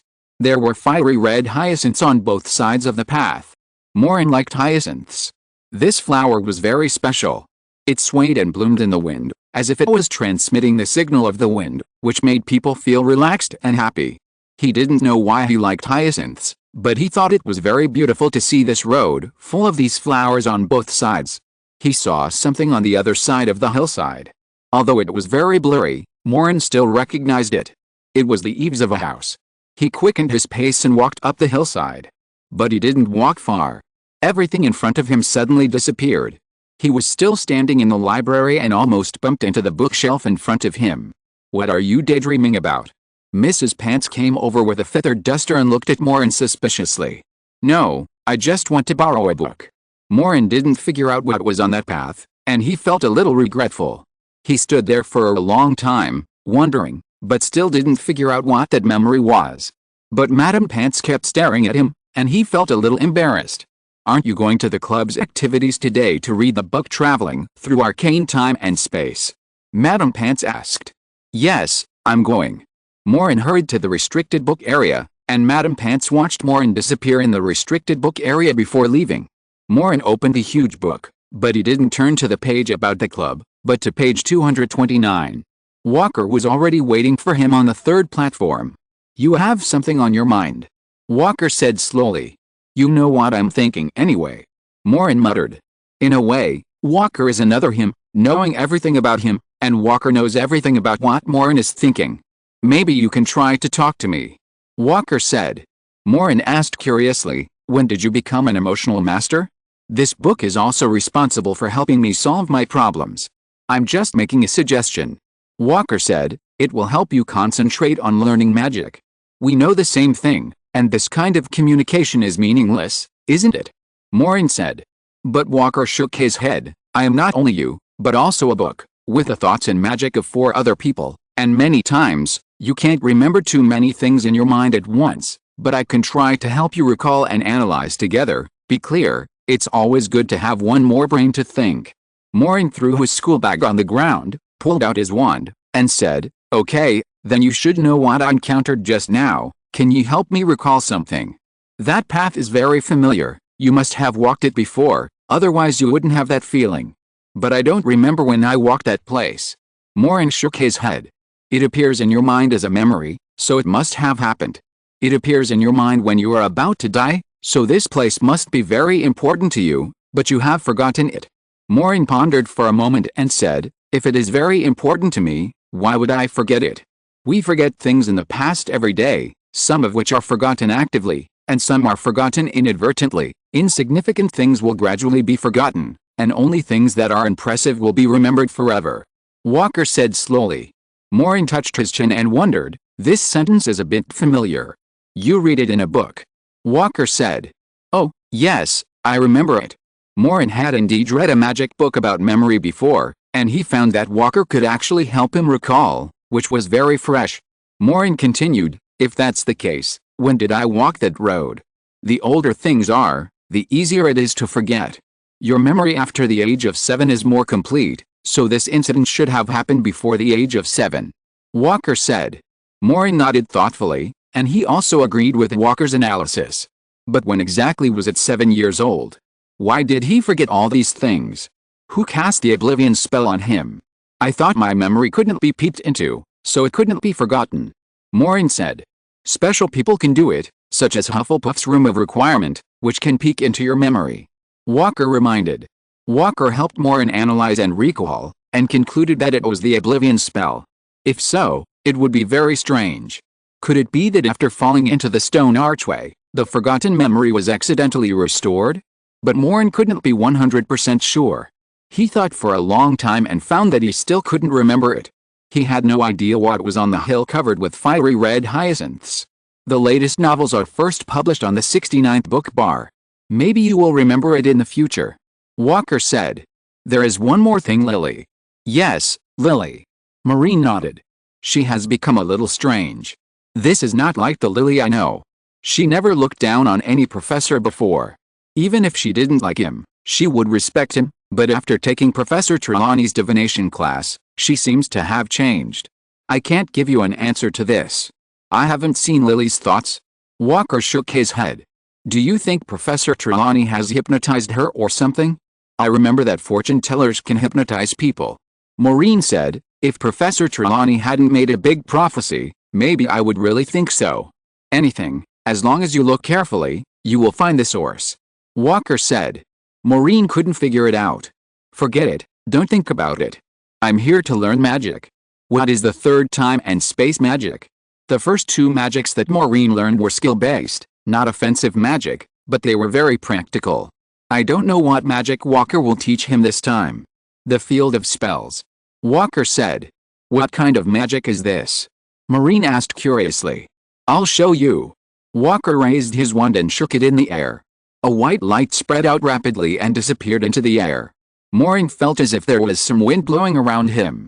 From time to time, Ripples appeared in the air around him. These white ripples were fleeting, as if something strange was jumping around Maureen. Walker put down his wand and said, "You can try to use your best spell on me, such as the petrification spell or the coma spell." Maureen waved the spell without thinking and shouted at Walker, "Petrification." He was not polite to Walker. Normally, Walker could dodge the spells used by Maureen. But his petrification spell had just shot out from the tip of the wand. Before the petrification spell flew far, another ripple appeared in the air around him. The petrification spell suddenly sank into the air and was sucked in by the ripples, disappearing without a trace. "Huh? What happened?" Maureen asked in surprise. Walker was clearly standing there without moving or fighting back, but Maureen's petrification spell strangely failed to work, and it didn't even appear like a spell jump. This obviously didn't make sense. Chapter 524, Spellfield. Faint. Maureen waved his wand again and cast a stunning spell on Walker. But the same thing happened again, the stunning spell still disappeared into the air, and there was no trace. During the whole process, Walker didn't even move. Burning flames. Maureen cast a flame spell, but this time his flame spell didn't disappear, but turned into a raging line of fire and rushed out, rolling towards Walker. Freeze 3 feet. Walker then cast a freezing spell to freeze Maureen's flames, and then waved his wand and used the shattering spell to smash the frozen flames. Do you see any clues? Walker put away his wand and waited for Maureen to figure it out himself. Maureen cast several more spells on Walker. For some spells, Walker needed to raise his wand to resist, but for some spells, Walker didn't resist. Maureen said in surprise, "The petrification spell and the stun spell are not effective, but the fire spell and the freezing spell can be cast. Can the spell field you just cast limit the type of spells?" Walker nodded slightly. "Yes, this is the third time, and space magic, a space-type spell that can create an area around it. In this area, the types of magic spells that are allowed to be cast are determined by you." Maureen exclaimed, "Can I make the opponent unable to cast a certain type of spell? If you can make the opponent's spell ineffective, wouldn't you be invincible? For example, another Professor Adams? Although Professor Adams cannot cast magic, no one can use any magic on him, even the Avada Kedavra curse will be ineffective. Different from Professor Adams." Walker denied Maureen's guess. He shook his head and said, "His ability is very special, but it can only work on himself and cannot restrict others." Walker continued, "When you use the spell field to create a space, it is equivalent to restricting a rule for the space. Others cannot use a certain spell, and correspondingly, you cannot use the spell. Both sides cannot use it." Maureen was surprised. Walker explained, "Yes, in the spell field I just cast, only elemental magic is allowed to exist, so you can cast fire spells, freezing spells or any other elemental spells, but non-elemental spells such as petrification spells and coma spells will be restricted." Maureen thought for a moment and suddenly understood the power of this space-time magic. Although the spell field will restrict a certain type of spell in an area, for wizards, everyone is good at different spells. If it happens to restrict the opponent's best spell, then it will be quite beneficial to oneself when the wizards duel. It's like a wizard is good at using fire spells, but if fire spells are banned in this area, then his magic level will inevitably be greatly reduced. Walker continued to explain, "Restrictions are relative. The spell field is to create a magic rule in an area, including yourself, who will be restricted by this magic rule. So you must think clearly about what types of magic you want to restrict in this area." "I understand." Maureen understood the effect of this spell. "Let an area only be able to cast the magic I am good at, so that I will definitely have an advantage when fighting against others." Walker nodded slightly. "Wizards all have their own magic. If you want to cast the spell field to restrict the opponent's magic, you must first ensure that your magic level is comparable to that of the opponent, otherwise the spell field will be easily broken by the opponent. At the same time, the casting range of the spell field is also limited, depending on your magic level. Once the wizard runs out of this range, you can't restrict him." Walker patiently told Maureen the characteristics of the spell field in detail, which Maureen could still accept. After all, no magic is invincible, there must be other ways to deal with it, and all spells have flaws. But the spell field can catch the opponent off guard. If he learns it, it will undoubtedly be a great help to Maureen. The spell field is to create a magic rule. In this way, the characteristics of the spell field seem to have been seen somewhere. Maureen felt that this spell seemed a little familiar, as if there was a certain spell that could achieve its effect. Then he quickly remembered that he often followed Alton to solve cases and encountered many similar situations. Among them, the most common spell used by auras when arresting criminals was the anti-apparition spell. You're right. The anti-apparition spell is one of the branches of the spell field. The anti-apparition is a special confinement spell that will prevent you from apparition in an area. It is a spell that has been differentiated from the spell field. If you can master the spell field, it covers all aspects of magic. It depends on how much you can learn. Walker knew what Maureen was thinking. The latest novel is first published on 69shushu.com. The magic of magic field is used in many places. Hogwarts is a relatively safe magic field. It has a series of very comprehensive protection measures. Not being able to operate in Hogwarts is just one of them. There are many special places in the school. Maureen thought for a moment and asked, I remember there is a Fidelius charm. Does it also belong to the magic field? The Fidelius charm is a very powerful spell used to protect oneself and hide a secret deep in another person's heart. For example, if you cast the Fidelius charm on a house, only the person who keeps the secret can tell the location of the house. Even if other people know where the house is, they can't tell others. Yes, the Fidelius charm is one of them. It creates a magical rule for the house. When you learn more about the magical world in the future, you will understand that the concept of domain is not limited to one space. Anything can be called a domain, whether it is tangible or intangible. Walker said. Anything. Maureen was not very clear about what Walker said. For example, a name is also a domain. Walker replied.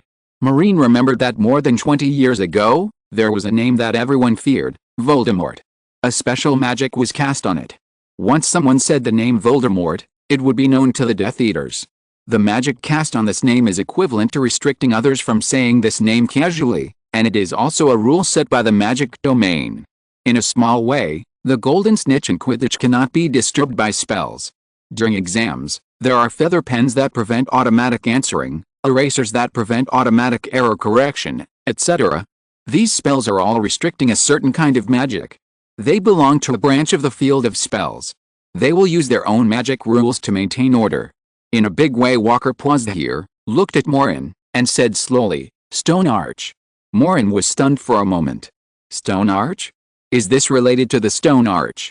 The 12 dangerous magic rules sealed by the Stone Arch changed the direction of the development of the magic world. Maureen had never figured out how the Stone Arch sealed the magic rules. But now he vaguely understood. Just like a house that has been cast with a Fidelius charm, unless the secret keeper deliberately leaks it, others cannot tell the whereabouts of the house. This is a magic rule. The principle of the Stone Arch sealing 12 magic rules is also the same to some extent. Chapter 525, Magic Mirror, Magic Mirror. Although he didn't know what the 12 magic rules were, his understanding of magic rules was becoming clearer and clearer. No wonder the Bloody Baron asked me to come here to learn the 13 time and space magics. So that's how it is. Maureen suddenly realized. Learning the field of spells is to deal with the 12 magic rules sealed by the Stone Arch. Yes, but with your current magic level, it is still too difficult to fully master the 13 time and space magics. Walker said. This is true. When Maureen was in the 2nd grade, under the guidance of Arnok, he had already mastered a lot of advanced magic, which was better than most senior students. But after studying for a year, he only barely mastered 2 time and space magics, and the difficulty of these 2 magics exceeded his imagination. How long will it take to learn the 3rd one? Maureen soon understood the difficulty of the 3rd space magic. Although Walker's spell field resisted Maureen's magic so easily, when Maureen himself came to cast it, it was completely another magic. The spell field that Maureen cast could not create a magic rule at all. When he first started learning the spell field, he started with a very simple levitation spell, preparing to create a field around himself that could make the levitation spell completely ineffective. But every time Walker cast a spell on him, Maureen would be directly taken to the sky by Walker's levitation spell, and the spell field he cast could not make the levitation spell ineffective at all. This spell is really difficult. Maureen struggled to fall from the air. He estimated that he would have to spend most of his time learning the 3rd time and space magic.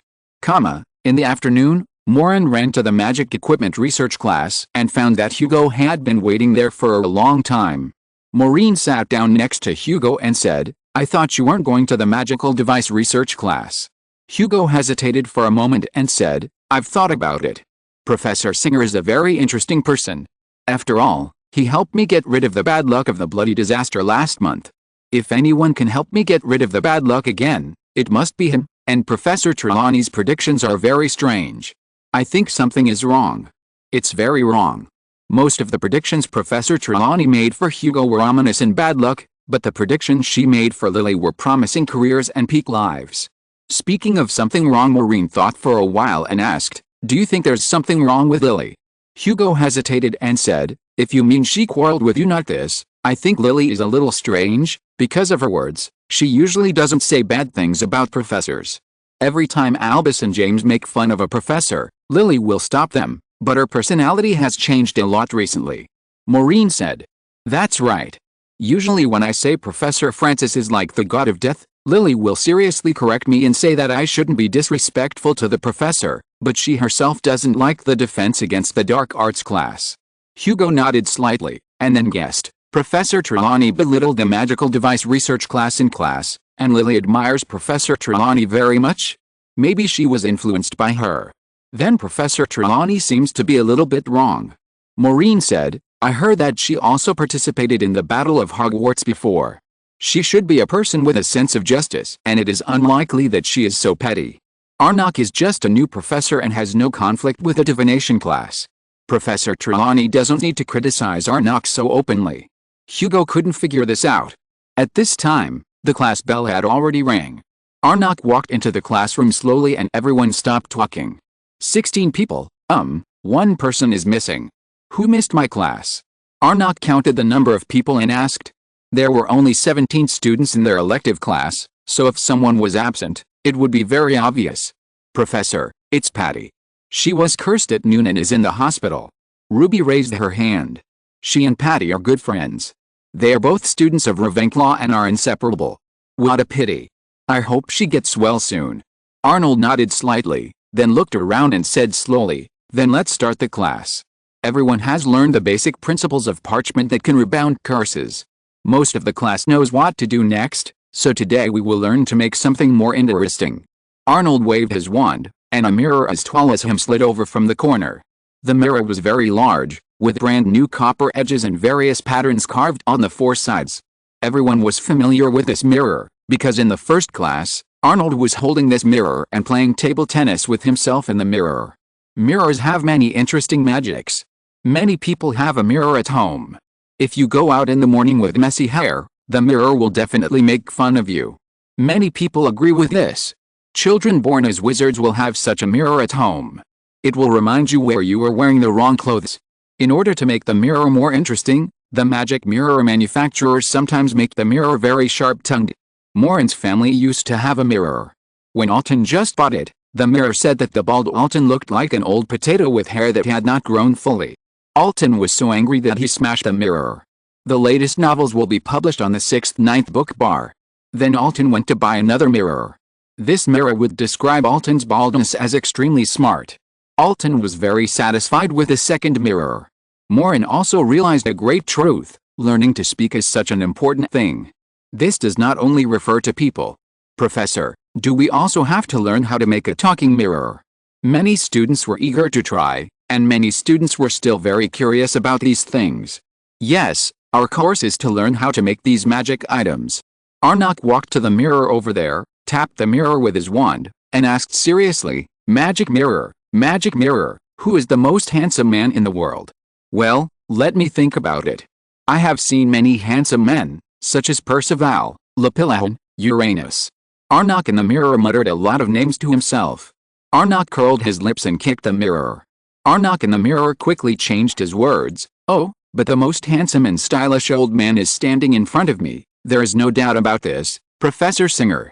See, many mirrors are more honest, which is very valuable. We are going to make this kind of mirror. Arnok said with a smile. Many people couldn't help laughing. Maureen was also laughing below. Arnold often praised Maureen for being thick-skinned. Maureen felt that Arnold should also praise himself. End of this chapter. Thank you very much for reaching the end. Don't forget to like. Looking for more exclusive content and immediate access? Subscribe to our Patreon. Remember, every like, subscription, or donation encourages us to continue.